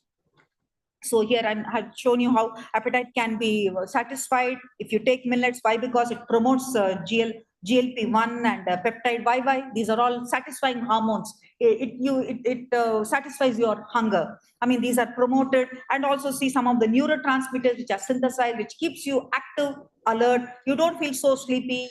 You don't feel so, lack of interest in work at all. Because serotonin, dopamine, GABA, and glutamate, these are all, millets help stimulate these by promoting beneficial bacteria. So apart from non-communicable chronic diseases, many other advantages are there on consumption of millets. So this is the latest dietary guideline for India that got released, and this is based on the new estimated average requirements and RDAs that got released in 2020 and 2017. We have this data on 151 nutrients from 528 foods, raw foods, having this new data in hand. And with lots of advances that happened in nutrition research in the last 1 to 2 decades, definitely it became very, very compelling for us to come up with new dietary guidelines. I didn't put the slides for other guidelines. The first one was released in '98 by Dr. Kamala Krishnaswamy under her leadership. Then the later one in 2011 under Dr. Shashikaran, and the latest one got released in 2024 May. So this has more number of, 2 more additional guidelines. We included, food labeling reading also, how to read the labels. That is one important one, and guideline on protein, because a lot of gym buffs go to gym and they think they carry all the time protein extracts in their pockets, and they think without taking protein they cannot grow muscles, but they don't realize only physical activity and weight bearing exercises can develop muscles and not just protein drinks. So that guideline is also included. And here I'm just trying to show as one example how everywhere in the recipe, for right from children to adults, we have taken care to include millets. Even in our my plate for the day, you have seen, and we have even given the quantities to what extent one can take millets. However, the bad news is the trend, there is a decreasing intake of millets, particularly among the rural population now, because urban elites are increasingly realizing the importance of millets and they're trying to include. But if you go to masses, the intake is very bad. And it is also becoming very expensive because of lack of availability. The yield is not as good as it should be. So what government initiatives, all of you know very well, the National Millet Mission in 2018, how it was launched, and 2023, how the UN approved the International Year of Millets, and Niti Aayog came up, advocates 3 themes for all the state governments for millet promotion. And the first one to start was government of Karnataka, initiated the procurement of millets from farmers and distributed these through the PDS. Of course, they faced a lot of challenges and failures because people were, in the initial days, the people were not very ready to accept millets, and also drudgery. Lots of hard work goes into growing millets. It's not as simple as when you grow rice and wheat. So farmers also face a lot of challenges. So this is just to give an example of how many state governments also took up the challenge I mean, it's very, very exemplary. And I mean, in union, both central government as well as the state governments have taken up it as a big challenge, and they are promoting and they are doing lots of good job. But it is up to the scientists and for the industry people to come up with more innovation. I'll tell you why. Challenges, the cost analysis. If you see the cost, production of a quintal of paddy is much lower and the yields are much, much higher than ragi. Just one example I'm giving here. And to make ragi compete with other high value crops like rice and wheat, the government needs to increase the minimum support price for the farmers. So here again, we need lots of innovation. We need to improve the yield. We need to improve the not only yield, but also storage, shelf life, because again, millets are known to get contaminated faster and shelf life is lower. And the second one is, of course, met, and no innovation in product development. Product development also, we should not go hurry up and make many products with make it highly refined. What happens when you do lots of refining? Yes, taste improves, but what's happening? It is depleted of fiber. Yes, micronutrients also we lose. While cooking also we lose, but it is much lesser. As you process higher and higher, the micronutrients are lost. And studies have shown that polishing can lead to somewhere between 50 to 90% of loss of minerals, like for example, iron, zinc and all. So when you take processed products, you do not have that much value as you consume the wholesome ones. Yes, minimal processing is required, but then don't go crazy over highly processed products. Biscuits and kurkures can be developed only when you process to a large extent. But the good thing that is available with all the soluble and insoluble fibers that millets are rich in, those things are lost. So what is the fun in having millets if it is highly processed? So industry and academicians and scientists should come up with good innovation where processing is lesser. At the same time, we maintain the taste and acceptance. So these are two big challenges for scientists as well as industry people. So this is just to give an example of how ultra processing can do lots of havoc in the food. The very matrix is changed. Then addition of non-sugar sweeteners, emulsifiers, colorants, and nitrates to improve the shelf life. They have add 200 odd additives to improve the shelf life of products. So as much as possible, we process them less and less.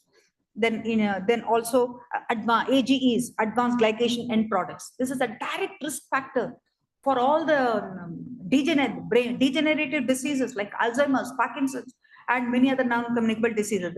AGE, the red color one, advanced glycation end products. So as you process more, these products, I mean, when you cook, little bit of these things are produced in regular cooking also. But when you increase the processing level, these products are generated in much higher level. The recent study by ICMR and Dr. Mohan's group showed as you increase the processing, the AGEs are much, much higher.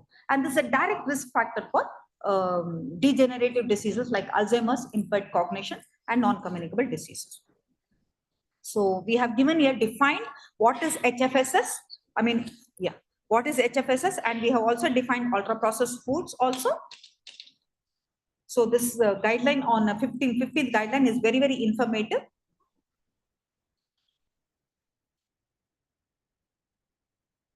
These are all policy related one, and we have a report on task force on enhancing production productivity. We submitted this to the Niti Aayog. I mean, I was chairing this, and Dr. Raj Bhandari is there as part of this. Dr. Dayakar and Dr. Bhaskaracharya also is there as part of this group. Then thank you very much.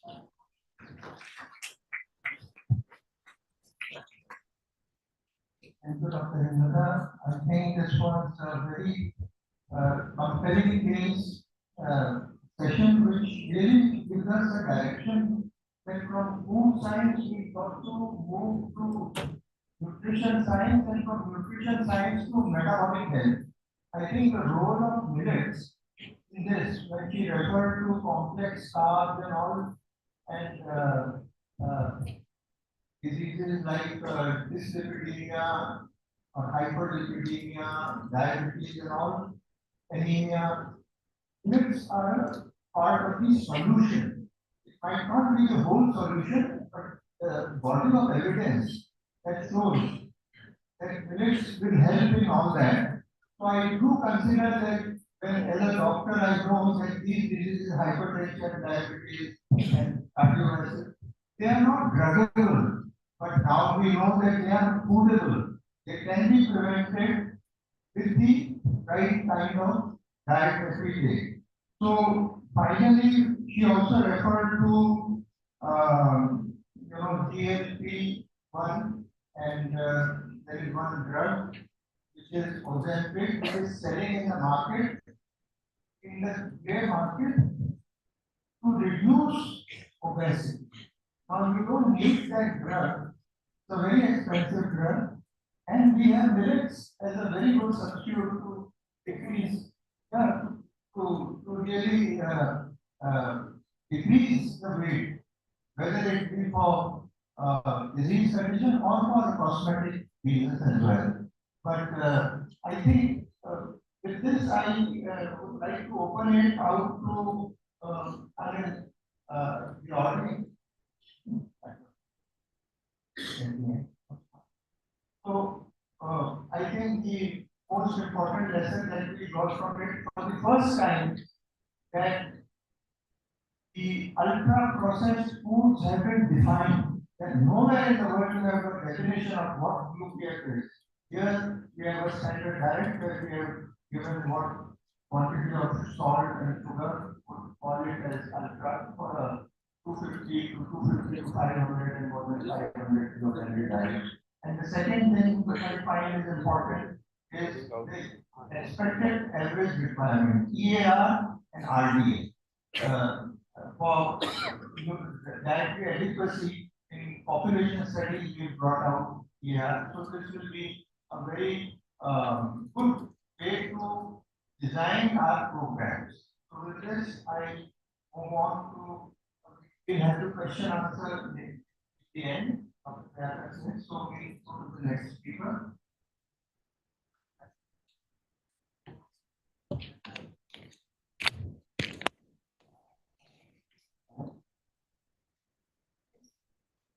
I think because we are running short at the end, please forward to the question.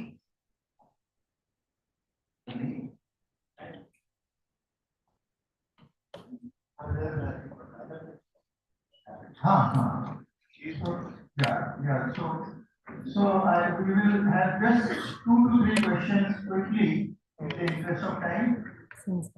Anyone who wants to ask any question to Dr. Hendrika?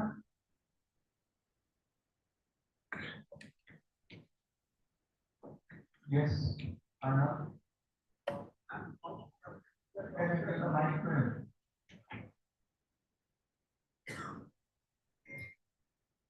I'm Arnav from Inaugural, Bangalore.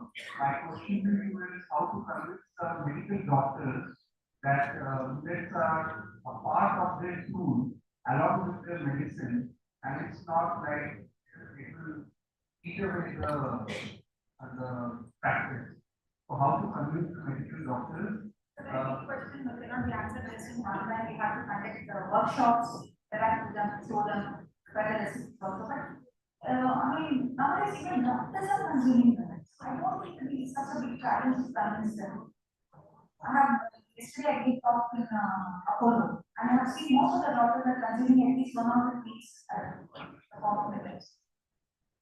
Anyway, but if you want to go to other areas where they are not in the mainstream and they do not understand millets, you have to conduct workshops. Definitely, because Dr. Ananta and Dr. Devraj, these people are working here on millets and they have a lot of research evidence also. They can contribute experiments. I'm Putra Sekhar from Tenali. We see many people coming to the millet products, but how far they are coming, how quickly also increasing because of the taste. They are not able to cultivate the taste. Is the form is doing any balancing? The argument from taste I don't agree. Is rice tasty unless you mix it with curry? So bland it is. In fact, you can eat millet as such without curries. It's so tasty. It's only a dietary habit that led to our liking for at times used for rice kind of variety. That's all. To consume millets over a period of time will develop taste for it. Okay, should not be taken as a very big. No, I agree with you. people are moving out from the think we can modify the rates and we can manage one by making it a different size of the rates are using of this product more. Thank you. I think a lot of research is being and trying to improve that. I think I read for 10 years ago and now we have that today. And the next thing almost not an alternative, especially the last year and awareness. More of the stakeholders are coming, or investments.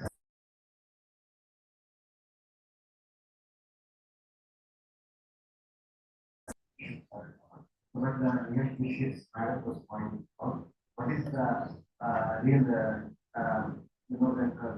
where you have to end and where you have to start. The limit where you go for the processing.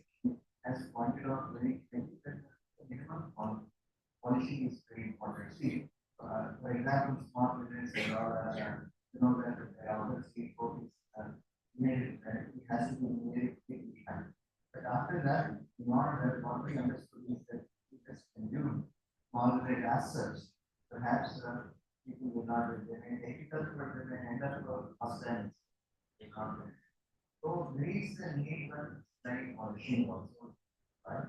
But what is that level of polishing that is where the nutrition is not lost? So this is what some of the studies here and IMR we have adopted and have now standards. So we are graduating in this level as Madam told that basically the habit that Madam habits very important that you are not loosely it is just working out and we brought out to that and not that it's all the time as a rice other forms and choice of various products and matters.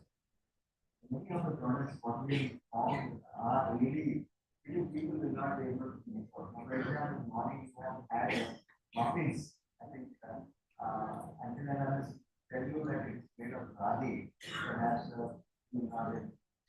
So technologies are advancing, institutes are working, and IMR is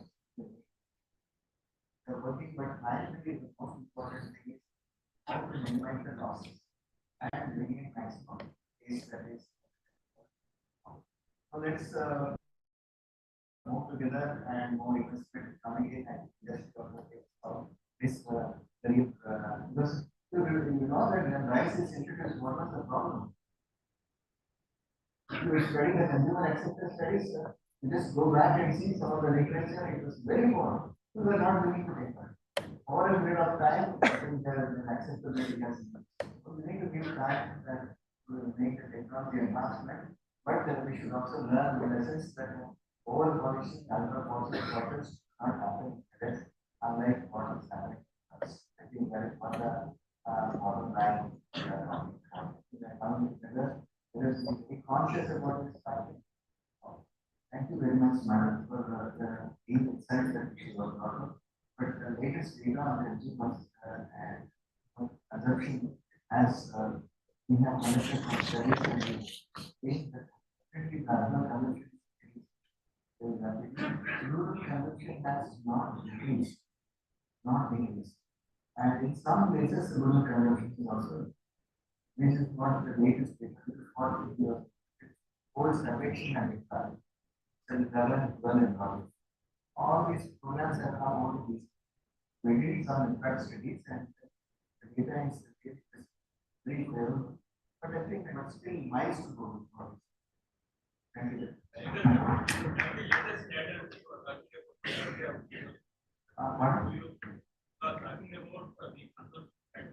Okay. So the consumption pattern we have conducted in several cities like Mumbai, Pune, and Maharashtra, then Hyderabad, Bangalore, Chennai, and we are going to present. I am going to make this presentation during that, but definitely there is a significant increase in urban levels jump. Rural it is going at a slower pace. I can need to share the data with the public. I think we need to conclude quickly reserve other session, other speakers.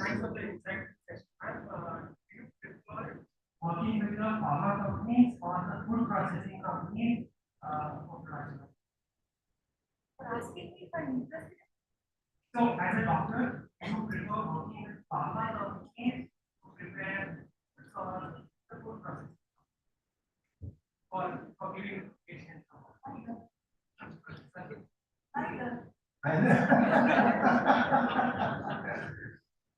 He's very upfront and he made it very clear. But I can tell you, we need to, whoever would need the advice, I think we should be prepared to give it to them. But yeah, so with this, let me conclude this session. And only this part. Yeah. As Madam would like to leave, we would like to have the felicitation. Now,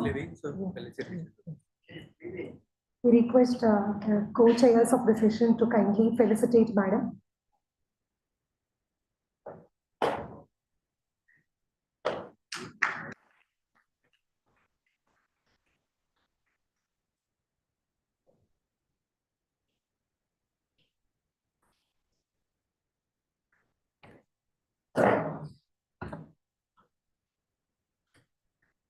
Thank you so much, Madam, for joining us in spite of your busy schedule.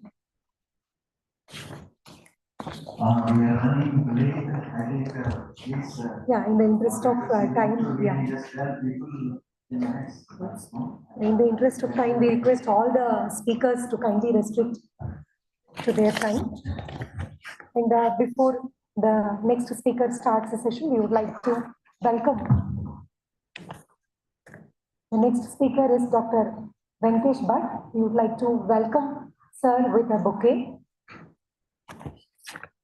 But sir is a principal scientist at ICAR-IAMR and his research interests include genetic improvement of forage sorghum for single cut and multi-cut, improvement of ground top millet, optimizing resources for identification of potential forage sorghum hybrids using genomic selection, and forage sorghum related research.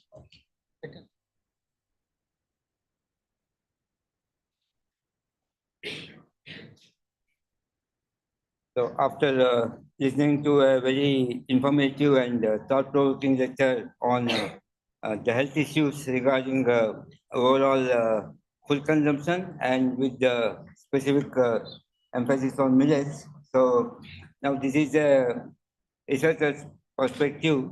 So researcher's perspective on how to increase the supply of millets. So here the goal of this talk is to see how we can enhance the production, that is the supply side of millets, by increasing the productivity, that is the yield per unit area per unit time, and how this can be done using R&D approaches. And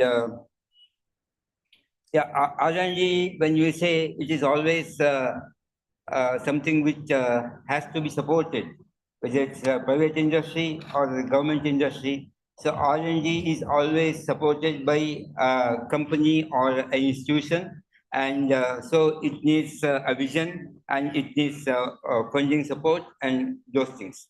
So for millets, how their situation has been and perhaps how it should be is also a part of how R&D can help increasing yield. So yield is a function of genetic potential and soil and climate and moisture and inputs and so on. So this every farmer, every normal layman knows that yield is made of all these things.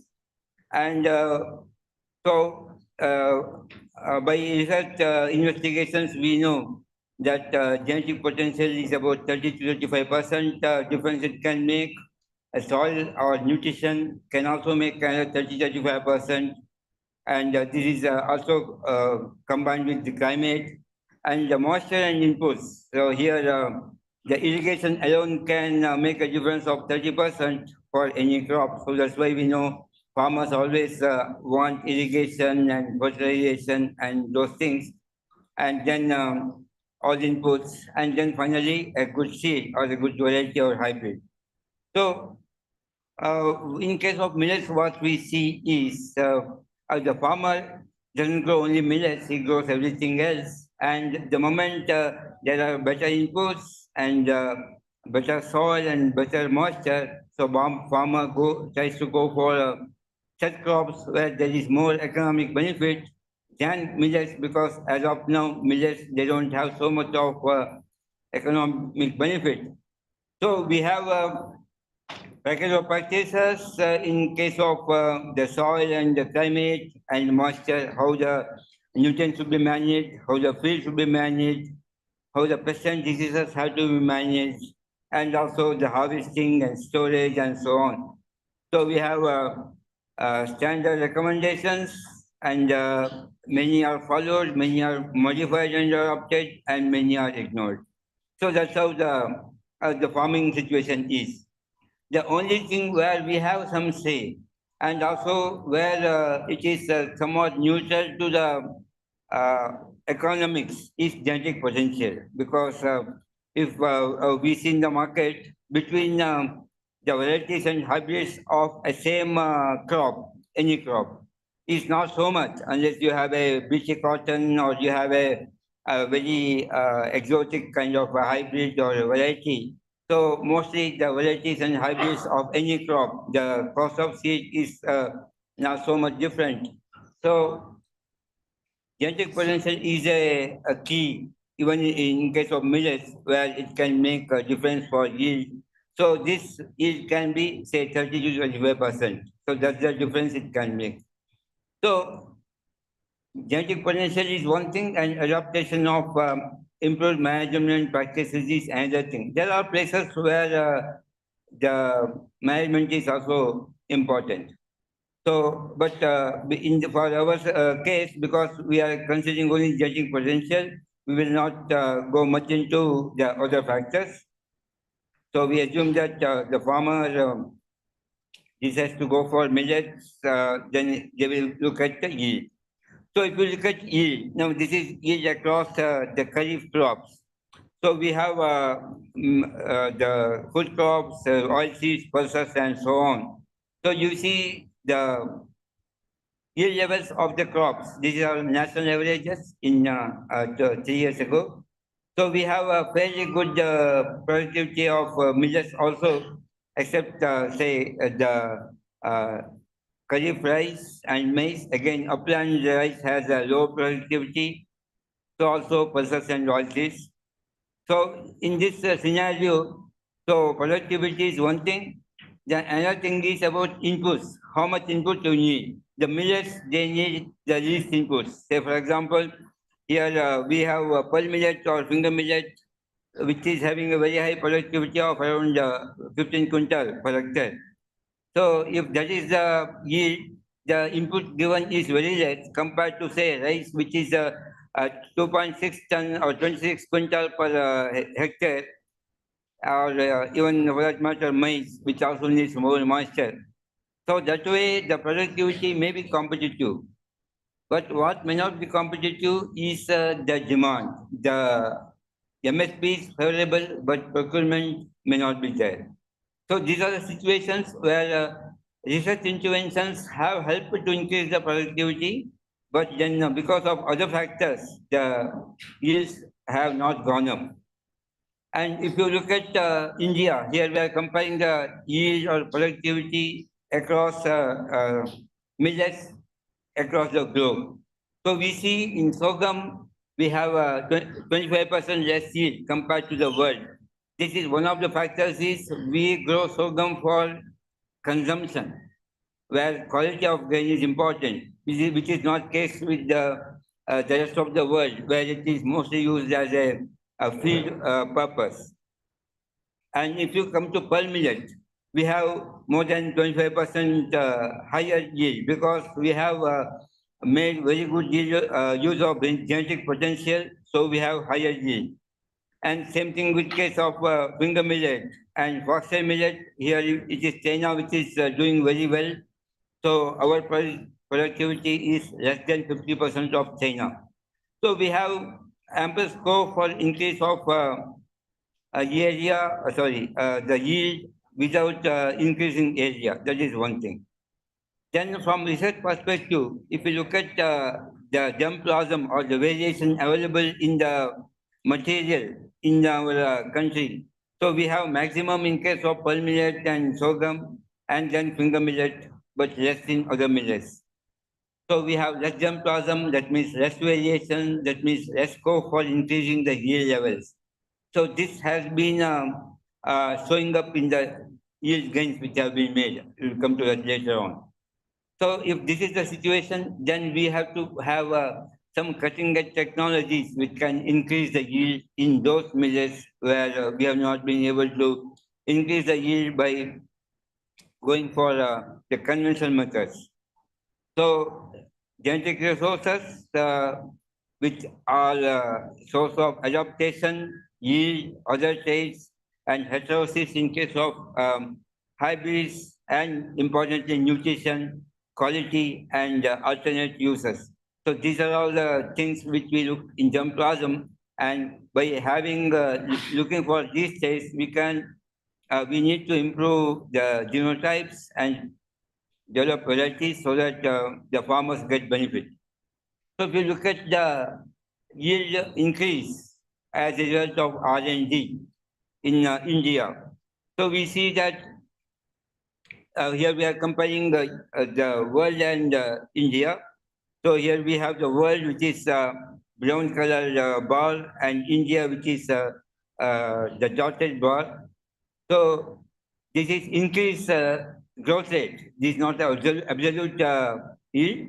So in our public investments as well as private investments, which we find in case of sorghum and pearl millet, they have made significant improvement for their yield. In case of finger millet, again, it is the public investment which has made difference. In case of small millets, the difference is there because it is China which is working on faster millet, which is giving a bias in the data. So we have the world doing well. In the case, it is China doing well. And total millets, again, India is doing well. So we have done our might. So, okay, I think I'll skip this for the lack of time. So if you see last 70 years, so the production has increased by 45% across millets.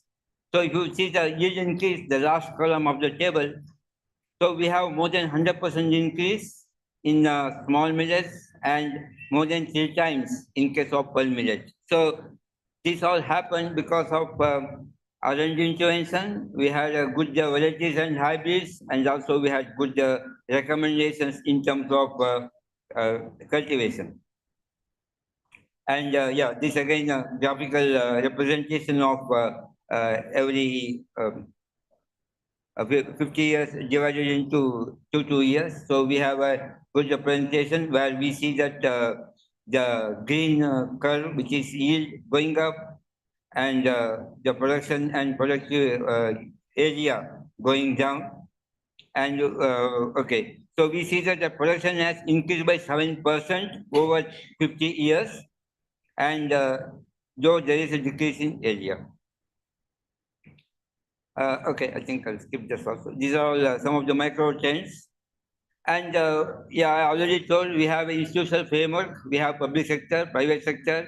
We have international institutes like thanks to INCC, which is in India. It has been great help in sourcing germplasm and also pre-building material. Then we also have had private sector, which is also again supported in case of pearl millet and sorghum by INCC. Then we have had different programs of FAO and other international agencies. As recently as we had a Swiss collaboration and for the small millets. So all these things have contributed to the R&D efforts of the country. And during the last 10 to 12 years, we also have our Department of Agriculture and Farmers Welfare actually working on promoting millets. So all these things have helped. So I think I'll not go in detail. Pearl millet, how the yields have gained over the years or decades. You can see in the second column how much kg per year has gone up for yield. It's also there in the graph. Similar thing with sorghum. So every 10 years there was increase in the yield. in case of the grain types which are grown in rainy and post-rainy seasons, and also in case of forage sorghum, which is used for single cut or multi-cut. If you come to finger millet, again, we have a different phases of development. We had land races, then we had exotic germplasm, made available mainly from Africa and Indian African crosses. They had a very good levels of contribution to genetic gain. Coming to small millets, other small millets, again the same story. You can see in the first table, the gain kg per hectare has been appreciable, though not as much as in case of sorghum and pearl millet. So this also is a reflection of how much germplasm we had, number one. Number two, how easy it is to make a recombinant, and which has been a problem. We're not going to that. So this again, in case of small millets, this is a data of about 40 years. So we see that by using germplasm, by selection, a lot of material has been developed in small millets. So say we have 68 varieties out of 120. So that is to say how much was the importance of germplasm. Then minimizing yield losses. Now coming to the strategies to increase the yield means to minimize loss. So one is to take care of insects and diseases. So insects and diseases, not only they decrease the yield, they also decrease the quality of the yield, which is also important for using grains as raw material. So we have recent sources and we have yield losses which are significant. And these are the research is being done on all these aspects to minimize the losses. And a number of varieties have been added. I think in the previous tables I showed the older data. Now we have the recent data on number of varieties which have been developed. So we have more varieties developed in all the millets. And several states, they are developing varieties which are of interest in the particular state.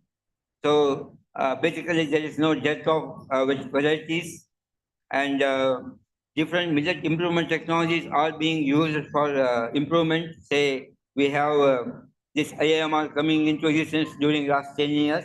So we have made a significant effort to have more improved varieties and improved technologies which are being developed for the farmers on a national scale in general, and in some cases for particular niche areas as well. And we have so many projects in our institute, and we also use modern tools for genetic improvement. We'll not get into details. This is all for research people. Then we also have research strategies about how to enhance productivity further with the limited germplasm and challenges in hybridization and challenges of pestilent diseases, how to go ahead. So we have the strategies. So these are for longer term, and this is for the short term. So the newer cultivars, they need to be developed, and also enhancing adoption. So to enhance adoption, then we need to have the more varieties and hybrids accessible to the farmers. So for that, we have to produce more seed. So those things are also being addressed. And some of the traits which are of importance, again, from research point of view, that we look at.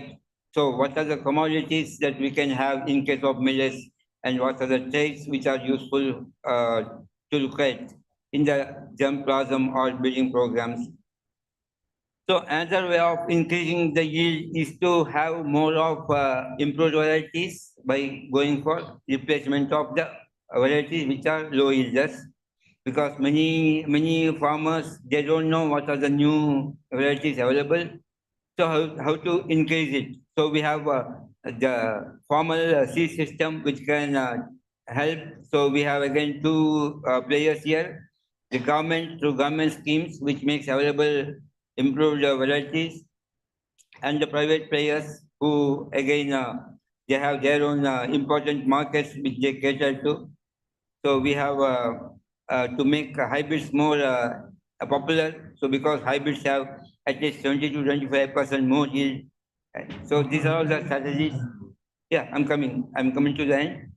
So that's about how seeds can be helpful. And then, yeah, economic interventions will be important. And yeah, another thing is outreach strategies, because the technologies we have, it should also reach farmers. So for that, we need to have different programs.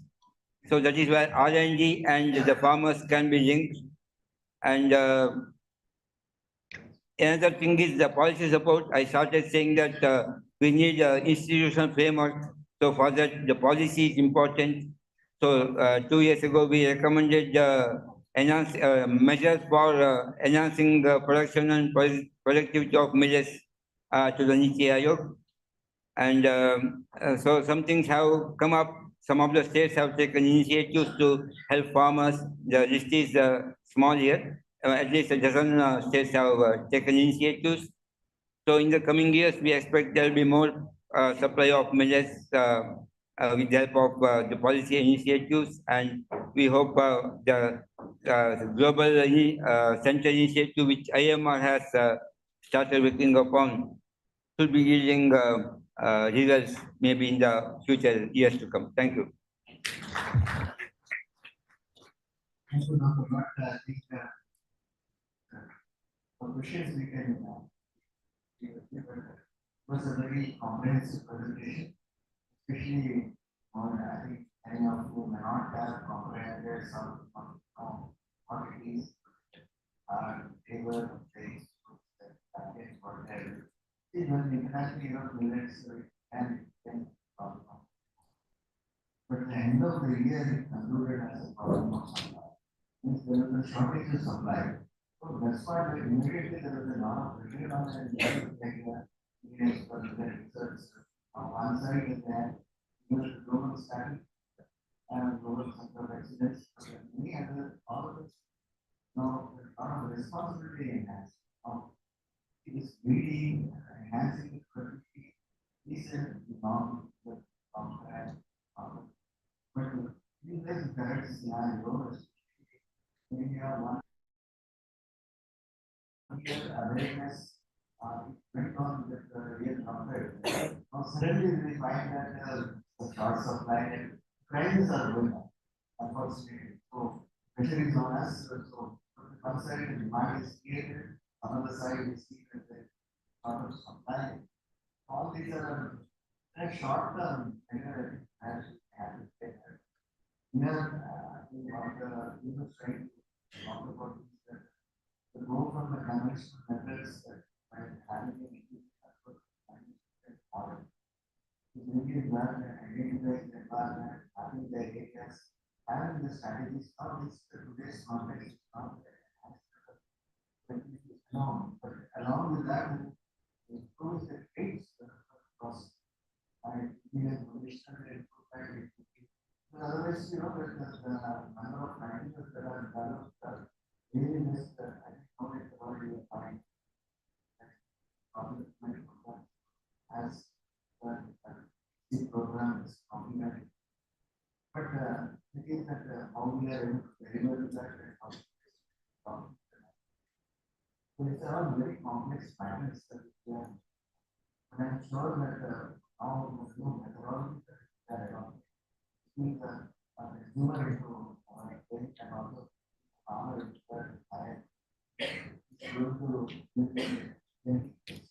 I think that's the way forward. But I think we might be patient some of the startups and there could be some benefit of time and another thing is about the adoption, how we can available equipment. How do we see that it's done by the so very strong program, program for INCC and there is a hope for us. 70 years and suddenly is the demand with the supply has been and then but always these we will go to the next presentation. Than from IIT Kanpur, it's very important topic. All of you. So before you begin, we would like to welcome you with a bouquet.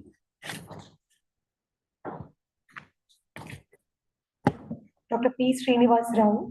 He's a prominent researcher with 28 plus years of experience in non-formal processing of foods. He has established a business incubation center named Agri-Food Business Incubation Center to support startups in agri and food processing. Processing and value addition of millets and shelf life enhancement is one of key areas of his research interest. We welcome you.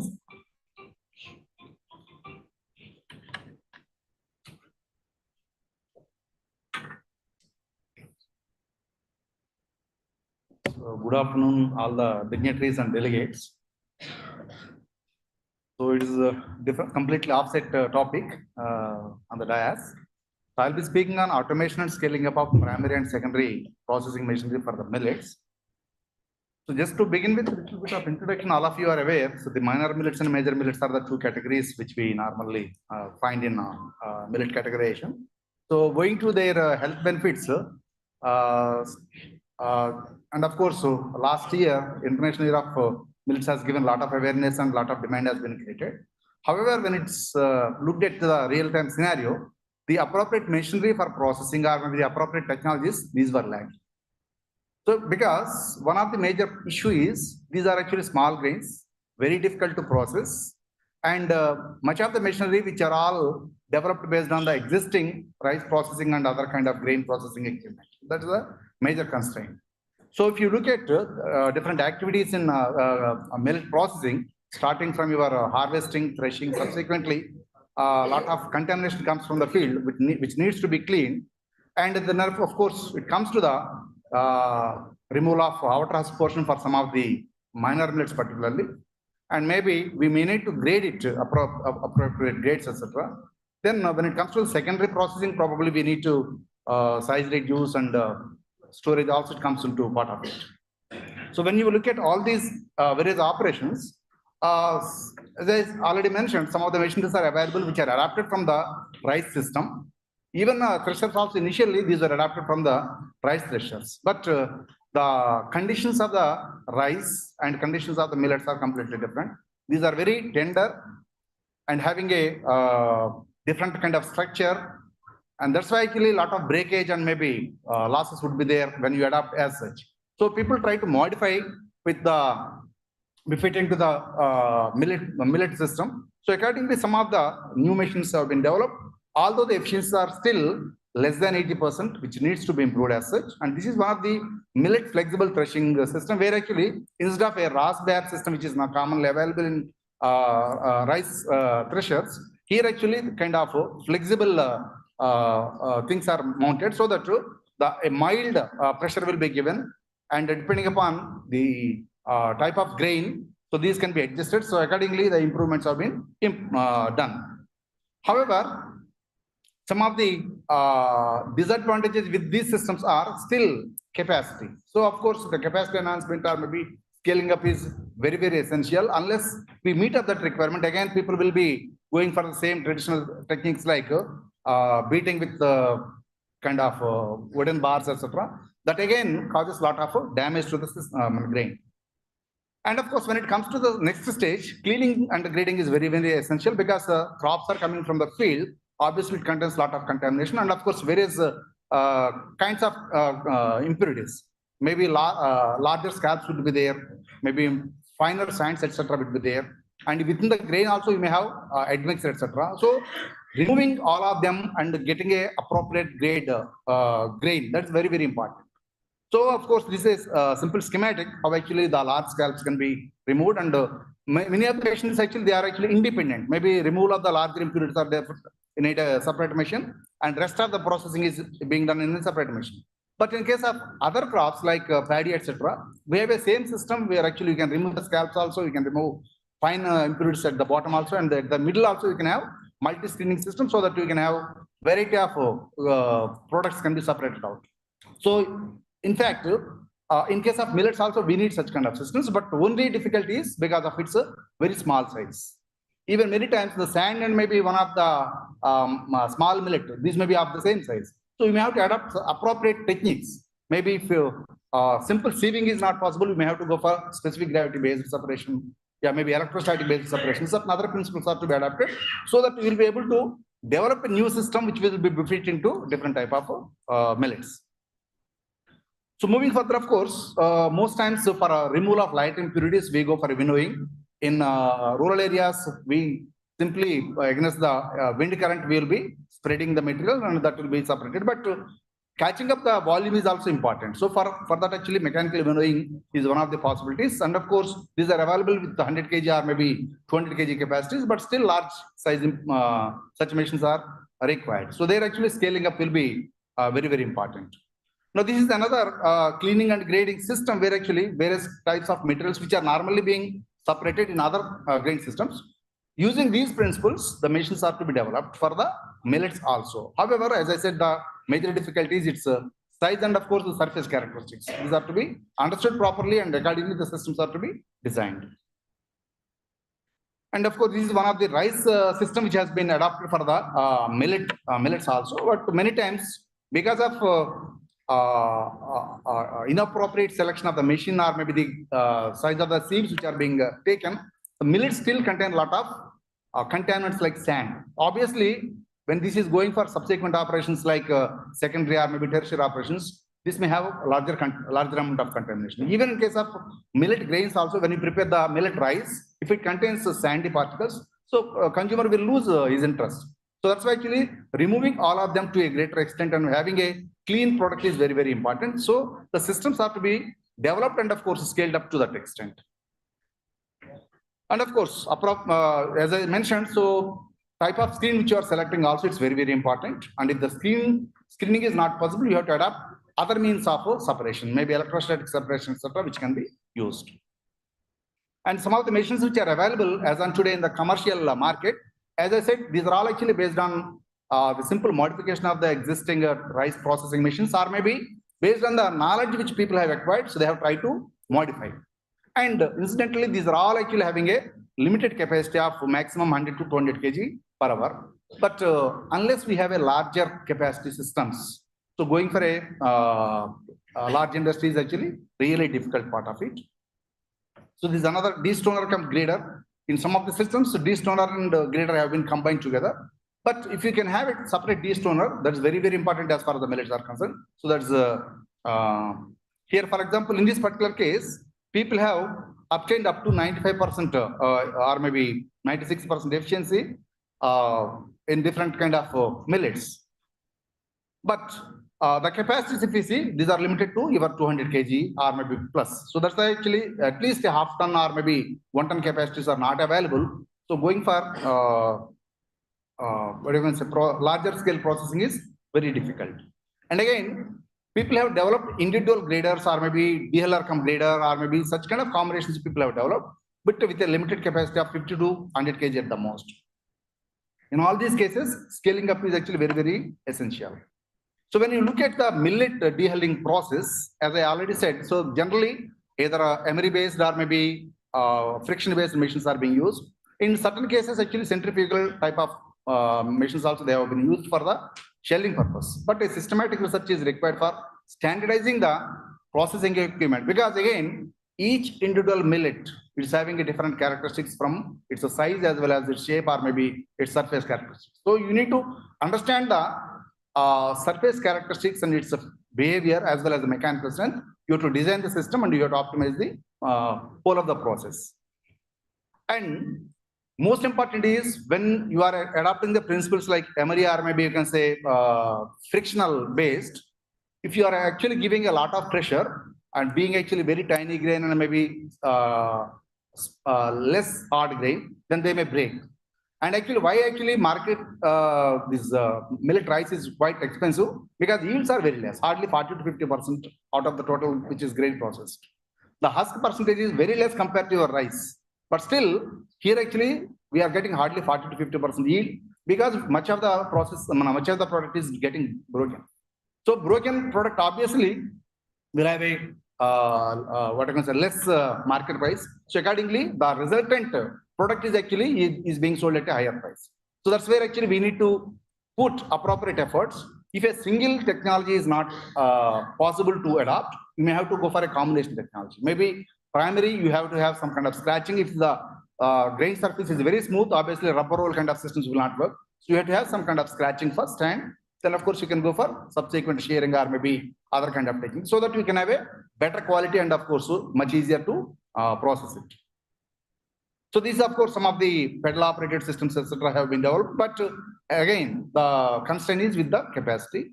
Then the CI Bhopal also they developed the millet dehuller, and here of course good amount of advantage is there, but only disadvantage actually it's a capacity. It's a very small capacity system. Maybe we need to actually improve this system for a larger capacity so that so it will be able to scale up in the commercial way. And again, there are some tabletop centrifugal dealers etc. available. For a small firms, these may be suitable, but for when it comes to commercial scale operations, this will not be much suitable. And again, Niftam Tanjavur also, they put an effort for a dual technology, where actually first process was actually kind of scratching the surface and subsequently going for a rubber roll shelling. So this way actually they have improved in case of foxtail millet particularly. Okay. Then based on the difficulties, IIT Kharagpur also we tried to develop a system which can be used for the multi-millet, where actually the technique is actually inside a cyclone, we have a kind of abrasive surface. This abrasive surface can be changed with different kind of grain, like actually you can go for 200 micron or maybe 400 micron, depending upon what type of grain we are processing, or maybe stage wise also. First stage we can have a what I can say coarse emery, and maybe final stage actually you can have a fine emery. That way actually we can improve. Here actually we could reduce the breakage to a greater extent. Hardly 10% breakage we are getting. But again, the limitation with us actually, at present actually we have developed only this system for 20 to 50 kg. And of course efforts are being made for larger capacity, at least 100 or maybe 200 kg. Here actually there is no moving part basically. So that's how actually there's not much pressure on the grain, and we can have much conveniently dehull several types of grains. Only thing actually you need to understand its behavior, and accordingly the coarseness of your emery can be changed inside, right? So this is a system which we developed, and of course we have tested for multiple types of millets, and it's working well.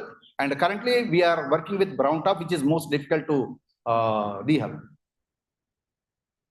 And of course, when you come to the look at the necessity for the scaling up of machinery, first of all, owing to the increasing demand beyond your international era of millets 2023, so a lot of demand is there for the processed products. Obviously, we need to scale up the systems, then only we will be able to match up the capacities. So that's how actually the rising consumer demand is of course can be met only with the scaling up of the systems. Secondly, the efficiency when compared to your laboratory or maybe tabletop systems, large systems with a better precision, and of course the efficiency is also which will be much better. Similarly, cost effectiveness per unit, if you look at maybe per ton of our material or maybe even individual per kg of material processed. So if you take a large system, obviously the cost will be coming down. So obviously processing cost less means the consumer will be getting at a reasonable price. That's of course more important.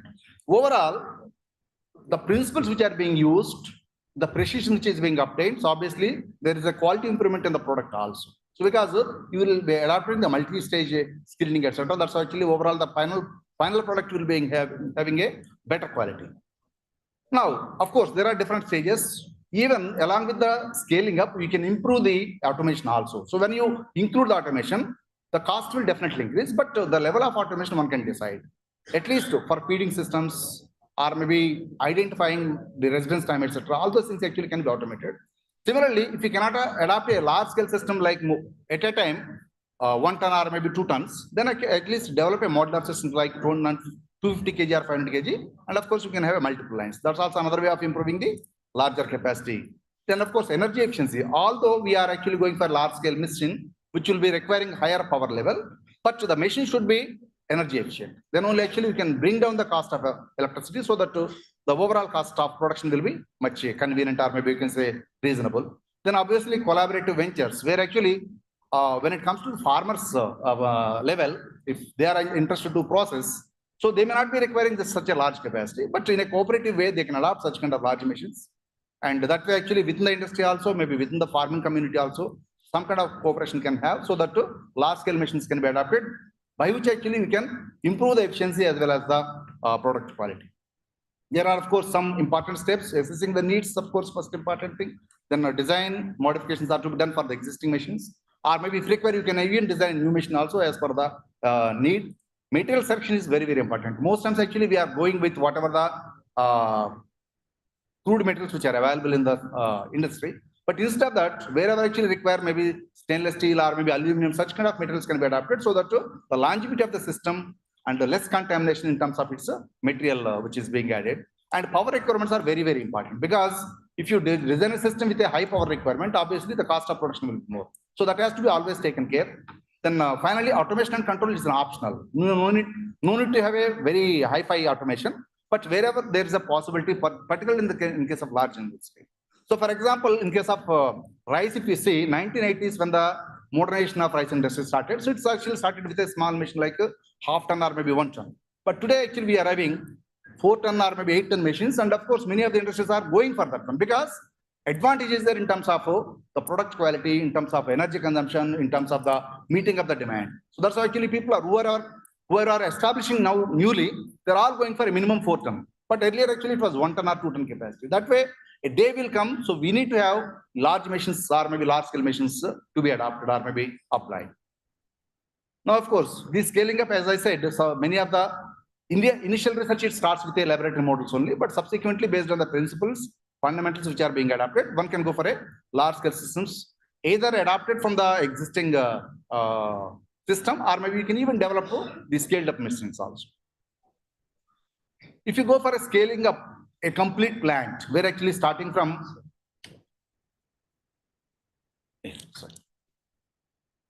So if you go for a systematic scaling up and different stages of processing, if you can add up, then actually you will have an advantage in terms of clean product at the end, of course, at a reasonable price. At the same time, whatever the byproducts we are getting, those are all can be properly utilized. For example, in case of millets, even rices contains many of the phytochemicals. These actually can be very systematically utilized. That way, actually, overall cost in the industry for the production that can be minimized.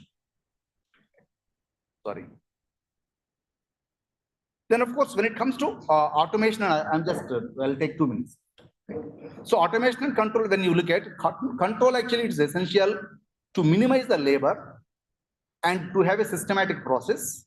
And many times, actually, in the crude way, if you are going for a processing, so you have to stop in between because there is some overloading, some underloading. If it is underloading, then machines will be damaged. If it is overloading, obviously, you have to stop the process. But if you are having a proper control of the inflow, so according to the machine processing capability or maybe any kind of features, which you can actually stop in between. So simple, let me tell the other way, if the machine is actually overfilled, so you can stop the incoming material. At the same time, your next machine is actually having some trouble, the previous machine can be held up for a while. So this is very clearly happening in case of rice milling, which is very much successful. All this is because of automation. At the same time, control, at this stage, we should not look at the control, automatic control, but the rice milling industry has already crossed that stage. Only with one operator, actually the entire rice mill of 8 tons per hour, which is actually 200 tons per day, which is operated. Those is actually to improve the process efficiency one can do. But in case of millets, probably we can wait for some more time for such kind of hi-fi automation, but at least the control part is actually very much required. So where actually you require a lot of components which are already available in Indian industry. Sorry, what happened? So just last but not least, I would like to just take you through, this is actually an automatic color sorting machine. Already we are having in rice industry, but in case of rice industry at present, we are having one difficulty. So according to the adjustment of your color, the final product is being separated. But in case of millets, being very small, identifying and maybe flashing with this jet of air, that's a very critical operation. So that's why the same system may not work here. So we have to actually develop our millet separately. And similarly, in case of storage, the automation definitely will work in a much better way, because when you are storing in large scale, particularly in case of bins or maybe silos, so because of the insect infestation, a lot of temperature rises inside. So this is an indicator of your insect infestation at the same time. the temperature which is rising will spoil the grain because of the moisture accumulation. So whenever there is a temperature rise, there should be kind of automated operation of your blower so that air will be passing. So this way, the storage systems can be automated and which will be working very well with many of the silo systems. So that's what it's called smart silo, people are saying. So where actually you can monitor your moisture content, you can monitor your carbon dioxide content inside, you can monitor your temperature. Increment of carbon dioxide indicates your insect infestation. Increment of temperature indicates your insect infestation. So obviously, this can be very well attempted at the right time. So last and final, actually, there are small, obviously challenges. Whenever you go for scale up, the cost of investment or maybe, so the level of investment is higher. You may require a larger space, but we're looking at its advantage in terms of capacity. So these are essential anyway. And of course, future trends. So AI and IoT, these are actually, of course, ruling the world now. So if you adopt AI-based principles, the processing or maybe control will be much better compared to your existing traditional technologies. Okay. And of course, so another advantage with the automation and control is you can remotely monitor your entire plant. Not only your manufacturer of the equipment, at the same time, the owner also can have which machine is working, which machine is having overloading, or maybe all these things actually can very well identify, and maybe you can have a complete clear picture looking at sitting in our office itself. So that's the advantage with the automation and control. So with this, I will stop and thank you very much for giving this opportunity. And thank you. If any questions, I can take at the end also.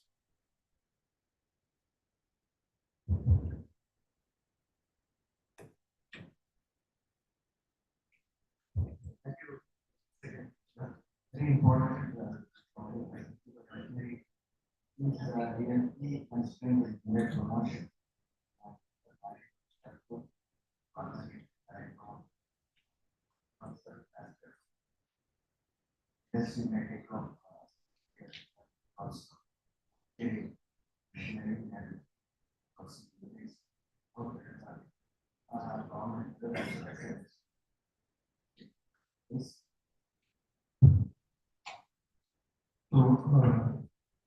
Thank you, Dr. Rao. And now, without much ado, invite Dr. Jayakar, the man who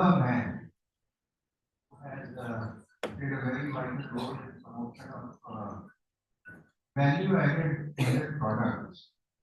And while the entire team from right from production Yes.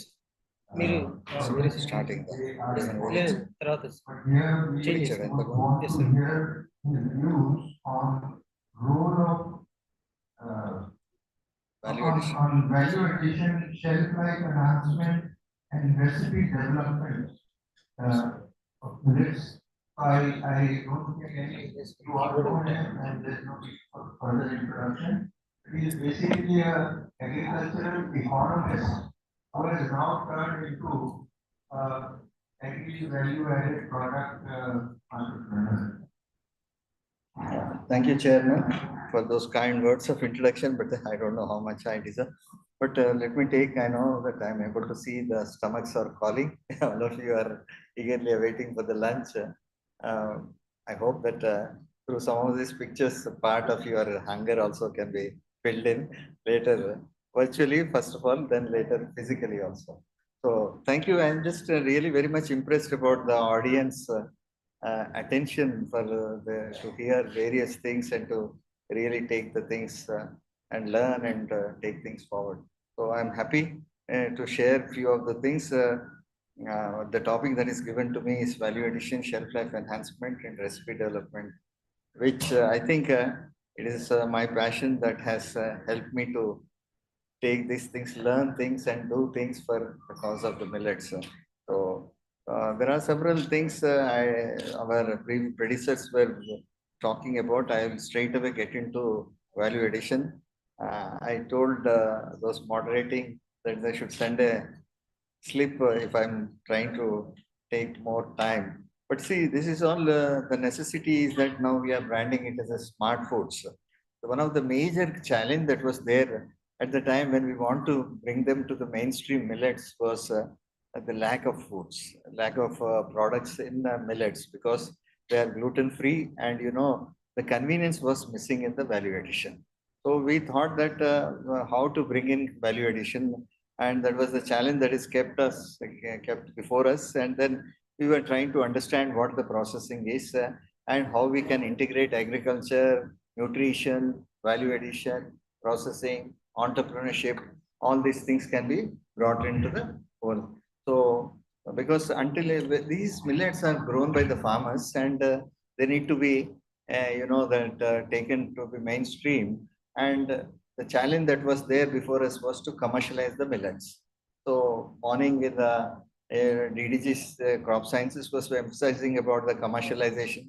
I think we have successfully made that dent into that, but then there are many things that which we need to follow up. We have built the ecosystem, but see, unless and until you talk about that very important aspect, key gaps that are there in this entire value chain, and then bring in, will not be able to make any dent.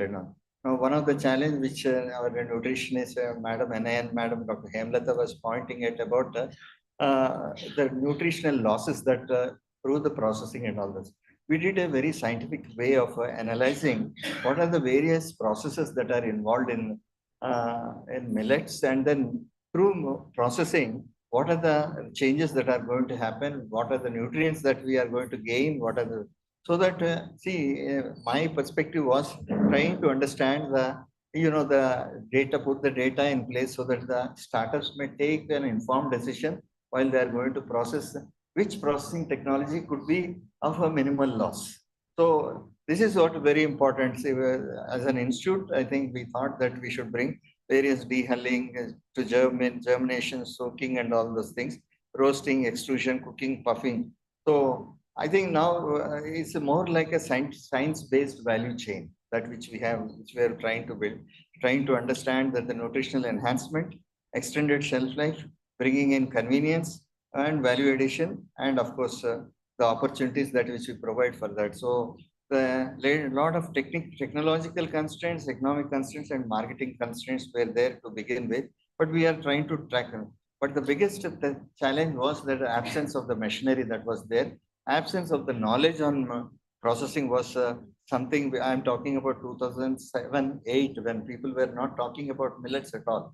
We had to really just pull our sleeves, make our feet dirt, and then get into the field and try to work on that. Especially as he has given me, Raj Bhandari given me, as reminded you all that I'm an agriculture economist, how to really just go forward and all. We were having the consultants and all those things, but ultimately understanding and integrating all these subjects and making a technology commercialized, which is going to be viable, was the biggest challenge that before us. Now I'm happy, a lot of primary processing and secondary processing. So we diversified the processing technologies. And today I'm very glad to tell you that the technologies are made available. And because on par with the rice and wheat, until and unless consumer, he looks at the various options today. You cannot ask him to eat what you want to eat. So if you provide options that are available in rice and wheat, at least on par with that, so we thought that the value addition and diversifying the processing technology. So there was some the very understanding about the gluten-free nature of that. So the protein manipulation we stopped, and then we started manipulating the starch gelatinization through hydrothermal treatments, and brought in the success in various things. Then the not only primary processing we worked, but also secondary processing products, and brought about now the number of technologies that are available are about more than 85 technologies this institute has done, has brought to the forefront, trying to provide the technologies to the startups to take them to the market. So seeing the light at the end of the tunnel was very important. So the processing diversity which we brought, first of all, with the diversification of the product, particle size. Just that the particle size of flour is that which is really very inconvenient to make. The ladies are very complaining and they want to throw, because on a regular basis they don't have time. So in such case, then we thought that why not you change the particle size into upma rava, idli rava, khichdi rava, and all the particle size removes all the drudgery that is there, and then you can really have a showcasing of the product. So that was the beginning of our journey. But then we went removing the inconvenience and people can conveniently make idli, dosa, all the dishes through this rava, which is not an inconvenient at all. So that was the beginning, but then we've gone ahead with cookies, puffs, flakes, extruded snap pasta, and trying to address various secondary processing technologies. But while doing this, we were constrained to have the machinery that is in place. So what we did, rice and wheat based machinery and corn based machinery, we started loosening see, for people like me and unpad, in case of this processing, we had to go with first take a spanner and tighten the nuts and bolts, and then that's the way we learned, and we have really just come out, and now we have mastered not only the prototypes but also we have upscaled the technologies, and now the machinery are very much in place. We have put up a common facility center for the startups, so that which is a state of art, and we are constantly improving. Sir was talking about IIT Kharagpur. I think there was a lot of learning from them, from you also, sir, and many other partners. And we will continue to do that, and let us do it together and take this machinery to the commercial scale, because now big industries are entering into that, and we need to have a machinery in place. And that's what overcoming these constraints in the processing machinery, and especially the primary processing is still a big $1 million question, that how you can improve their dehulling efficiency and all those things. We are improved and we have come somewhere about 80%, but still a long way to go forward, because farmers' incomes, if they have to increase, the processing capabilities and the efficiencies must enhanced. So I think we are trying to bring the global partners, also Indian best IITs and others, so that some of these basic issues. So the problem with this processing is the small grains. And you know that if you talk about little millet, one layer you have. If you want to go for kodo millet, it is 7 layers, multiple layers, and the same machine cannot be operated. And sometimes, see, these are very practical issues, and which were not addressed for past 7 decades. And now we are working on that and trying to take those. So I think it is like more like a 24/7, trying to see that how another aspect is how to separate a dehulled with unhulled grains. He was talking about color sortex. Color sortex are very expensive. We'll have to work some other means where the farmers can take up. So there are multiple challenges that are, but I think to a great extent, we could really meet out these challenges and take things forward. I think we are much better off. You don't know when we started how difficult it was, that our roti making was a big challenge, and now we have come out with automatized roti making at the consumer level. So now these are all the big machines which you are seeing. Once upon a time, none was there. So value addition and product development, which we have built about, and trying to see that how we can diversify these processing technologies. And most important thing is that which I'm going to talk is about the shelf life enhancement. But before that, you can see all these products are made out of millets, and we are continuously working on that, trying to build the taste to the adding not only the taste but also the shelf life. That's very important, and the appearance also. No, you know that earlier it was the branding also matters so much. So working in an integrated way with the science blending with the other social aspect is also very equally thing. I think maybe my brought up or the professional background helped me to look into the finally how they can be profitable, made profitable and all those things. So today the technologies are now ready, I think, for the information of that, and a lot of diversification that there, whether it is a milling technology, whether it is an extruded technology, kurkure, pasta, vermicelli, cold and hot, puffing, a beautiful product that can be made out of this, and flaking is possible for all the grains, and then baking technologies. There is some constraint in baking going for. So initially we thought 100% millet we must have. Later we started understanding it's not that the 100% millet.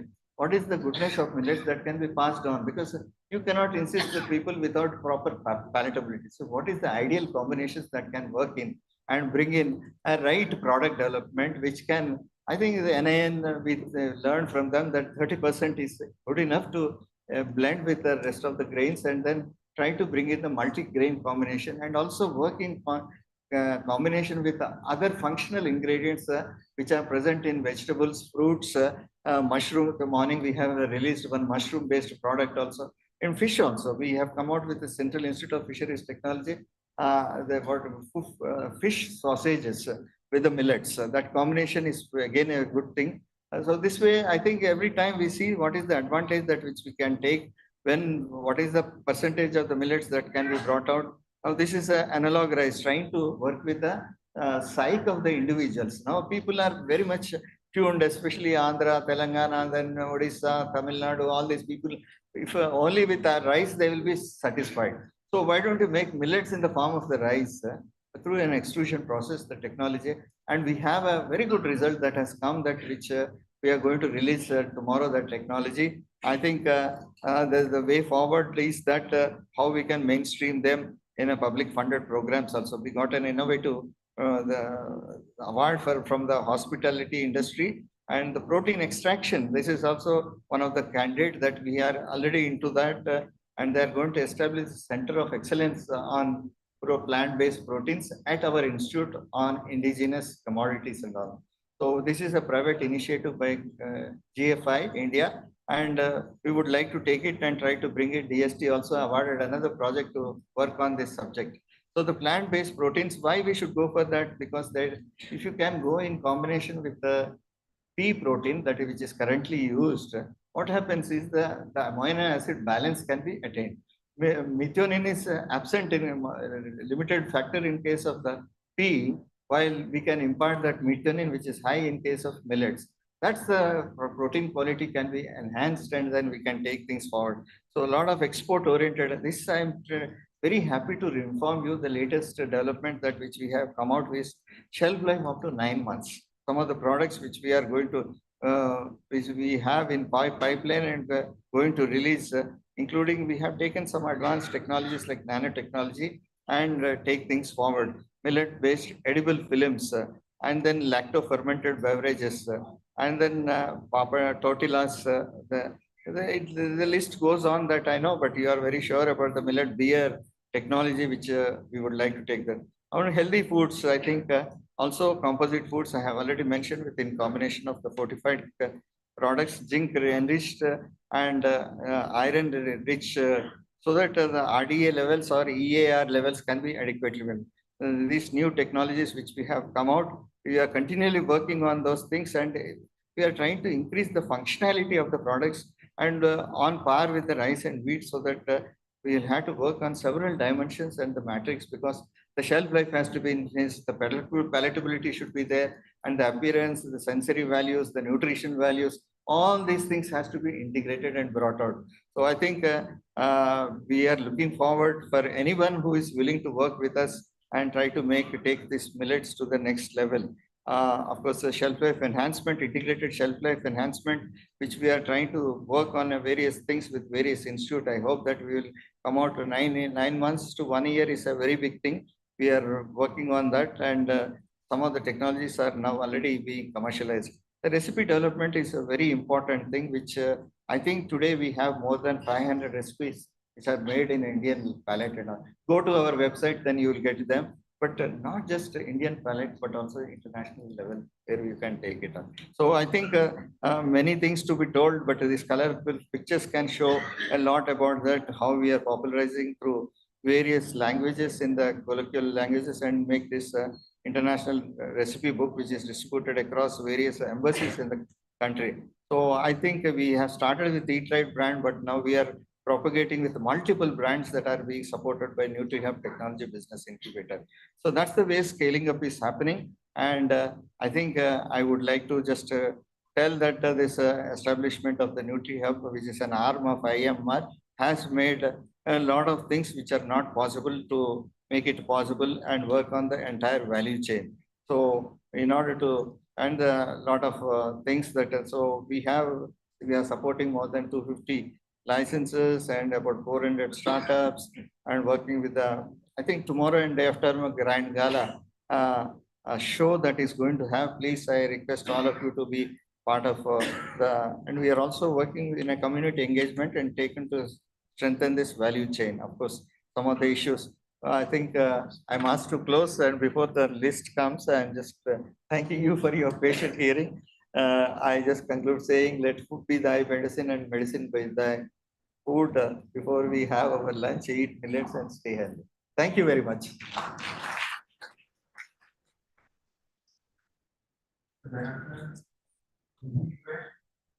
You know, at an express speed, you can also give us an idea about express food.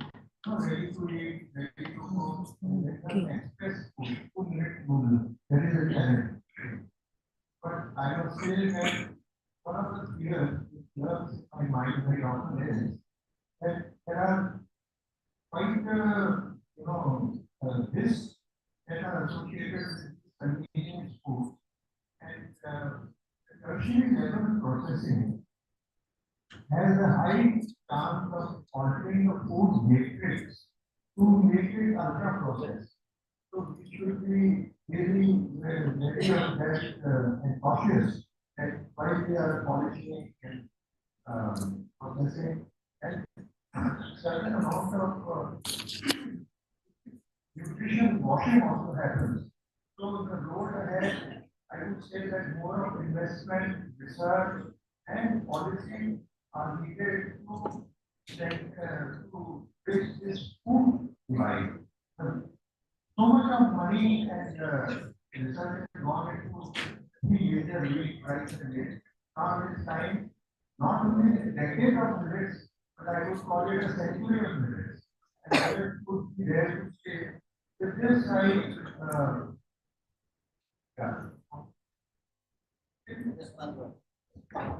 think he is recognized as a responsible person. Responsible person that we want to have. And this will take us to honest later.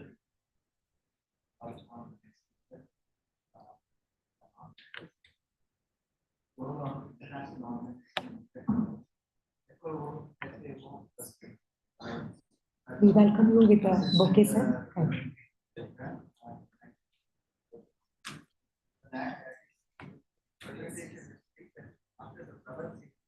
Yeah. Mr. Konda Chava is a consultant with FAO India, and he provides technical assistance in the design and implementation of farmer field schools in India to improve farmers' adaptive capacity and strengthen their resilience to climate change and variability. He also works on designing the FFS curriculum or improved code management practices for the South Asia Pro-Poor Livestock Promotion Program. We welcome you, sir. Thank you very much for the introductions. I am in a very unenviable position. I think I need to do this quick and fast, and I'll try my best. I assure you it will not last more than 10 minutes at max, maybe even 7 minutes, because most of what I would have wanted to say has been covered by the previous speakers, and mine is more like a summary of what we need to be thinking about as we are going forward. Yeah. As we all know, the key facts about millets, the only thing that I would like to stress is that, it's deeply rooted in ancient cultures and traditions of indigenous peoples. So it's something that's been there for several centuries. And if you look at it in terms of consumption, Sub-Saharan Africa and South Asia account for more than 85% of the millets consumption. Also, if you look at it in terms of the overall trade, global grain trade, it is only 3%. This is something that we need to be mindful about.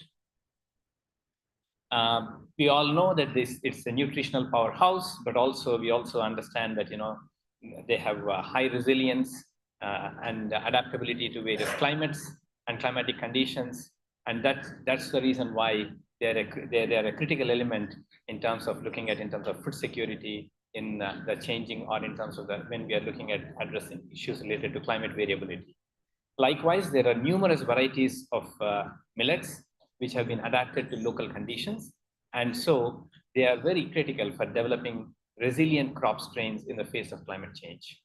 And then there is a need, as my previous speakers have indicated, that there is a need for us to be strengthening the economic opportunities and the market opportunities, so that it also brings in additional incomes to the farmers. The International Year of Millets, as Dr. Dayakar and others said earlier, the campaign was so successful that before that, it was more a problem of demand. Now it's a problem of supply. And you can see that, the campaign raised awareness about millets. They brought about various communication tools. There was a digital outreach which leveraged social media and digital channels to share the content, recipes, and success stories. Also, it facilitated the stakeholder engagement across the range, chefs, nutritionists, and agriculture experts, and also created compelling content and testimonials about the millet's versatility and benefits. And also it targeted the policymakers. This is the outreach numbers. I will not go into the details, but you can see that there was also in the Millet Champions, there was one by name Anjanamma Nadimidoddi, who is from Telangana. So we should be very proud that that we have been able to kind of send someone from our state to be asked to be one of the global millet champions. Then this helped also establish networks and platforms for promoting millets, particularly in terms of both cultivation, consumption, and also in terms of bringing in diverse stakeholders and facilitating both dialogue and knowledge exchanges to promote the millets. Various research institutions and also organizations like networks, like particularly in terms of the North American Millet Alliance, ICRISAT, they developed the Smart Food to facilitate global collaboration and information sharing. Likewise, research centers like ICRISAT and ICADA developed improved millet varieties and cultivation techniques. Also, efforts were made to strengthen policy platforms and the innovation hubs. Yeah. Some of the key events were like the launch ceremony in December of 2022, then the global conference, the Sri Anna conference here in March 2023. Likewise, another conference in Ghana that was led by a chef, and other regional celebrations like one in Zimbabwe, which highlighted the advantages of growing and consuming millets, and also in terms of promoting millets in Nigeria, and the global conference on sorghum in France to address the challenges across the sorghum value chain. In terms of closing events and future plans, particularly in terms of, there was one of these important events, that's the Global South Millet Convening, which was held in Dubai, wherein the leaders across the spectrum of the value chain came together and agreed that there's a need to develop centers of excellence in major millet producing countries. The IYM closing event, which was also held in March of 24, was quite successful, and it called for a need to sustain the momentum to boost millets and also acknowledge the millets' ability to contribute to the global food security and the UN 2030 agenda for the sustainable development. In terms of going forward, it created a momentum.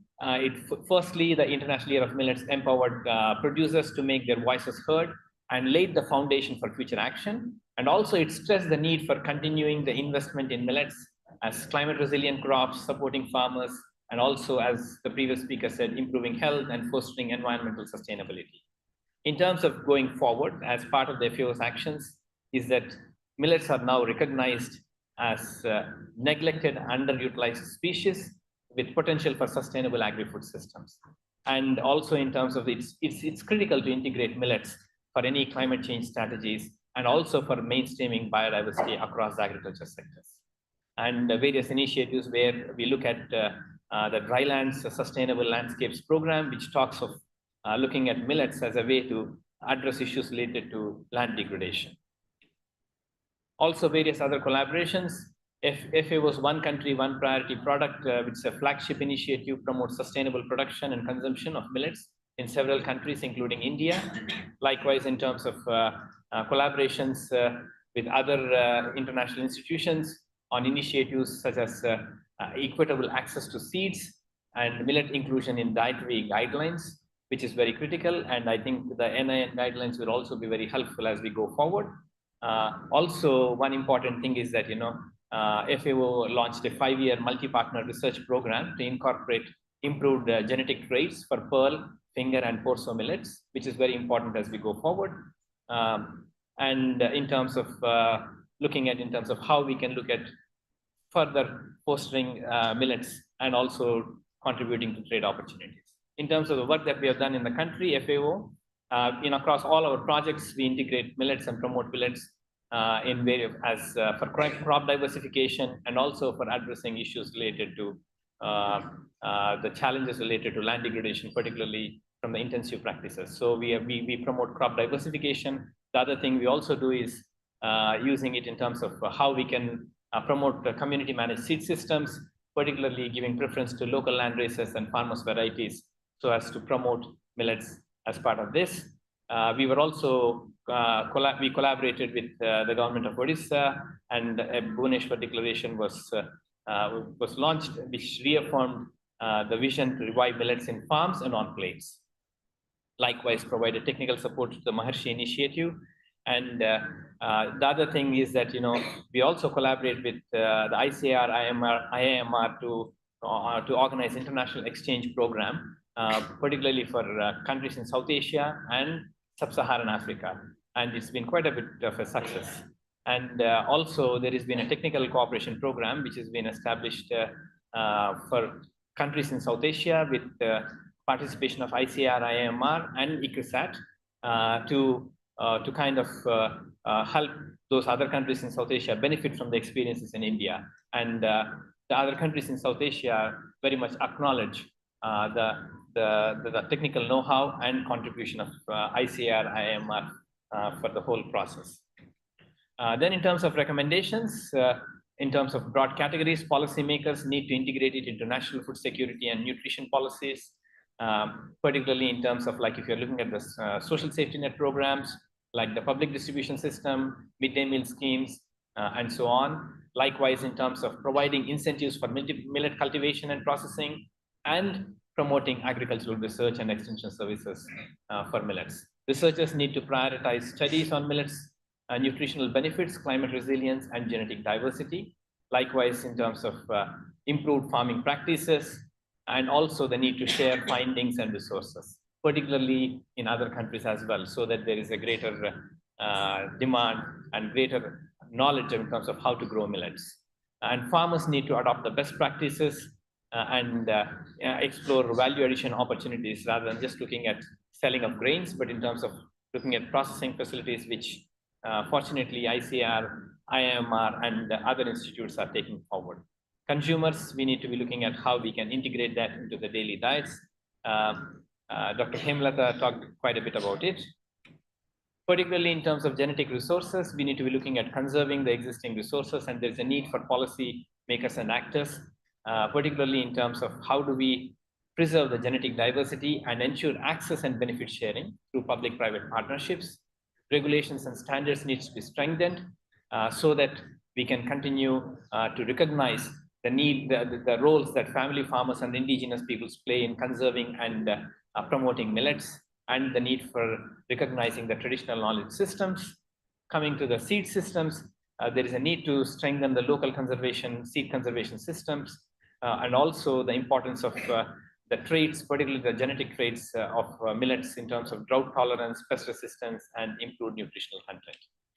In terms of sustainable production and integrated cropping systems, the need for diversification, supporting smallholders through various incentives, and also developing packages and strategies in a way that they are gender sensitive and also address issues related to drudgery, and also at the same time improving productivity.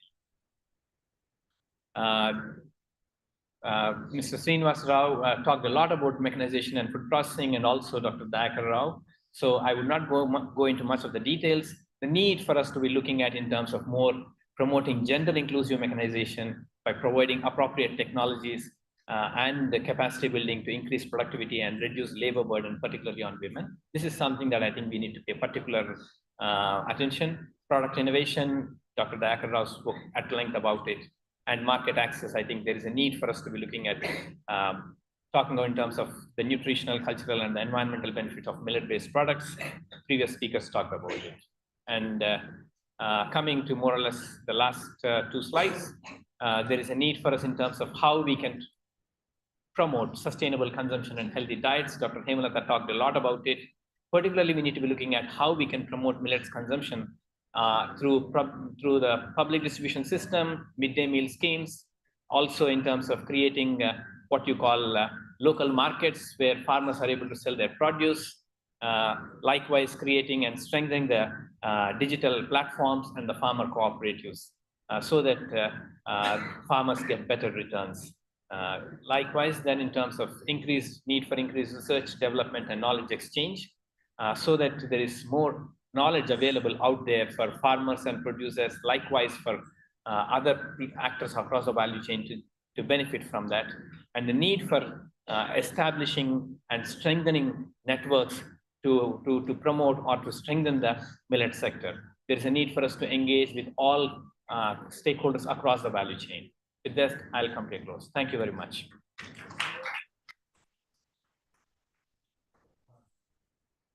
Thank you so much, Dr. Komanda, for giving us a global scale of how millets can be promoted. And I think your role is very important as FAO to align all these strategies and evolve something like a global strategy. Where all, benefiting the small holding partners, right? Before we open this for quick question and answer session, I would also like to put on record a sincere thanks for all the panelists who have joined us to give their knowledge and deep insights. I also would like to take on record a sincere thanks to the director INR who has helped us conduct this session, and the leadership of Dr. Dayapar to take this INCC to a new level.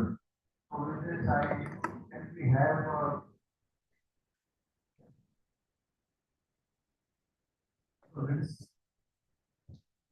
please raise your hand. Okay. There I go. It's kind of the point that the speaker who is going to answer about. It's a generic question. Hello, we discussed about the need of new department for better high right? Few years back, we had this same social reason where we had some engineers of like demand reason. Basically, modified them to calculate hundred, but for that we lost some good traits of these. Now we all know that engineers like pictures healthy than the normal lead we have. So if we are going to breed hybridized traits as well, so in the same story with the so we can just use the actual healthy benefits of relation. Eventually only get the high yield using the yeah, actually, in case of the wheat, what your example gave, it's actually not that the quality of the wheat was lost by going for new varieties. It's that the kind of wheat which we are going very well and which we are consuming now, they are different. It is not that the variety has gone down. Same thing in case of rice. The rice variety has not gone down. That we are eating polished rice and we are not eating the rice, not red rice or parboiled rice. So that's why what we are eating is not nutritious. It is not that the quality of the variety has gone down. So in case of millets, now we are having a special category of varieties called biofortified varieties. So we look at the nutritional values, we look at the mineral content, and we also have a special recognition as beautified values, beautified or biofortified varieties. Only in this again we need a policy issue. Like, are the consumers ready to give more price for such varieties? If they have more nutrition, so if they are ready, then if there is a market, then there is a problem. So now it is always the consumer who drives. So if I want anything wild, then I want polished millet. If I am okay to go with anything which is nutritious, then you have a quality millet. So it is not that you say who is, which varieties have gone bad. It's not that varieties have gone bad, it's just preferences have gone bad. Just for the example, the variety one, there was some individual varieties like the Still said that is more highly nutritious as compared to the hybrid right now, and also a bit higher now. Yes. So, like, this is a good example of how the unions varieties are. No, this is it's not about nutrition, it's about the preference of the farmer. Nutrition wise, we don't see much variation in the case of the variety of Jawar. But it is the farmer's preference and consumer preference. I should tell you, in Rabi, this is the Dagri Jawar you are talking about Rabi situation. Rabi situation is like a very very dense cold. But the input varieties have not been able to make much input. So it's always the farmer's preference and consumer preference which are driving. So Rabi, the source of I think 50 years ago, people were consuming the same kind of varieties for even of interest. So there it is fine. Next.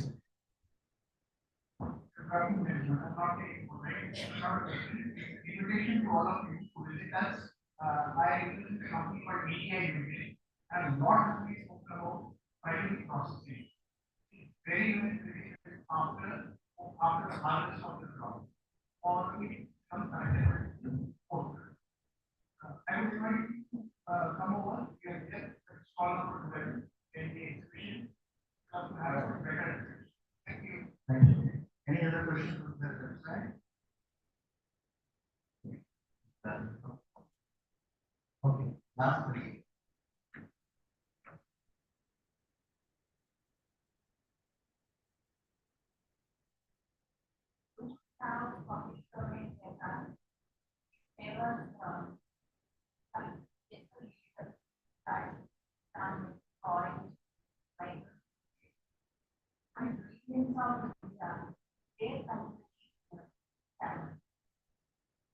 I hope you understand. We have complete domain data. Someone wants to start. You don't know it. From Millet farming, I think crop wise data is available. Oh, that's it's there very much. I think you visit our website or not just production aspect, but post production, marketing, all entire value chain is covered. You can find there are some restrictions that open domain to understand, but most of the data is.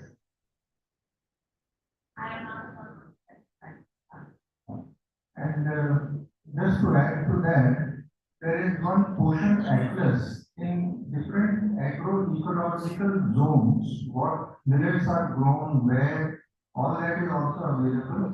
And the germplasm repository in IMR and INCC, where you have all these other germplasms also. So there is a huge repository of data.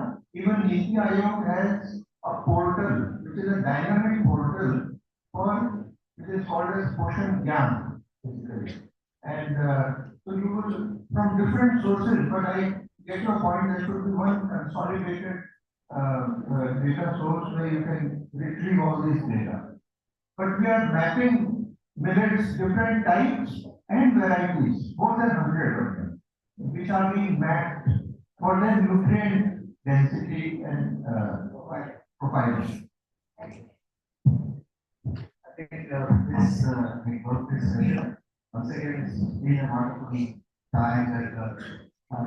Mandari will share, and this there are a lot of various deep insight, especially the enhancement of productivity by this work and my colleague on he also brought up new things. Basically, I see some want to complete this idea. This sort of the data will help create vision of the perspective. Because some of the advantages, the database, the evidences, what she has portrayed, I think taking this thing forward and information which is the need of our life. The PSO has gotten trying to connect the technology. And of course, the network has a big mandate. And yes, the broader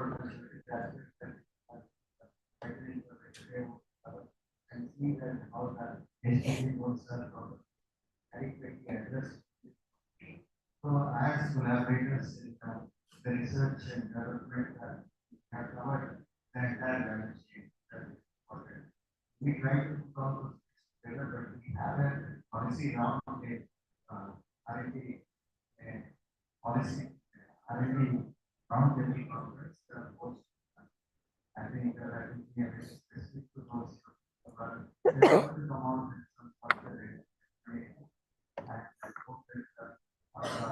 experts that are educated.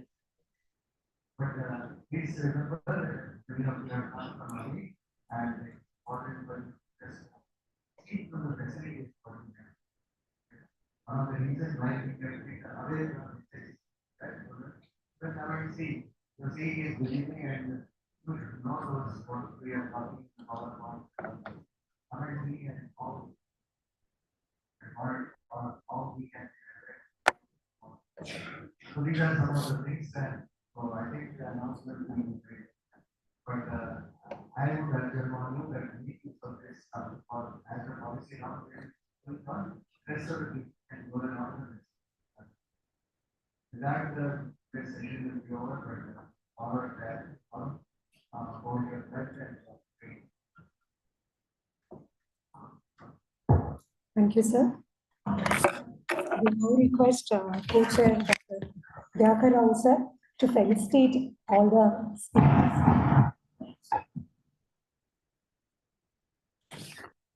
All the esteemed speakers of this session.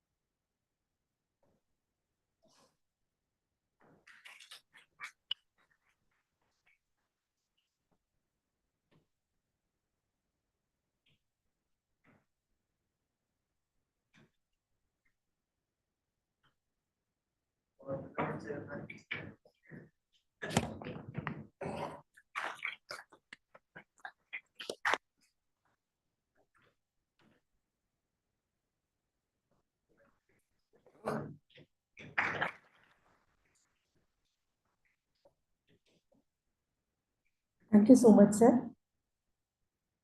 We've come to an end of this particular session, and now we have the lunch break.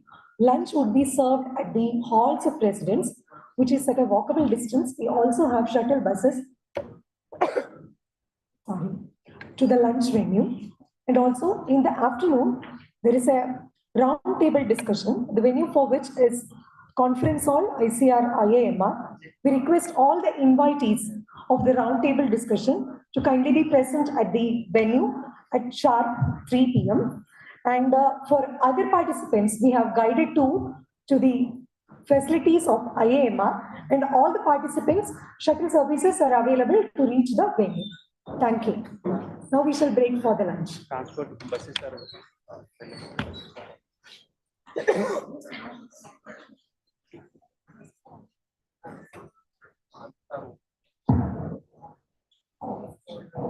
Buses are available for the participants to assemble at IAMR. We request all the participants for the guided tour to assemble in front of the main building of IAMR. Thank you.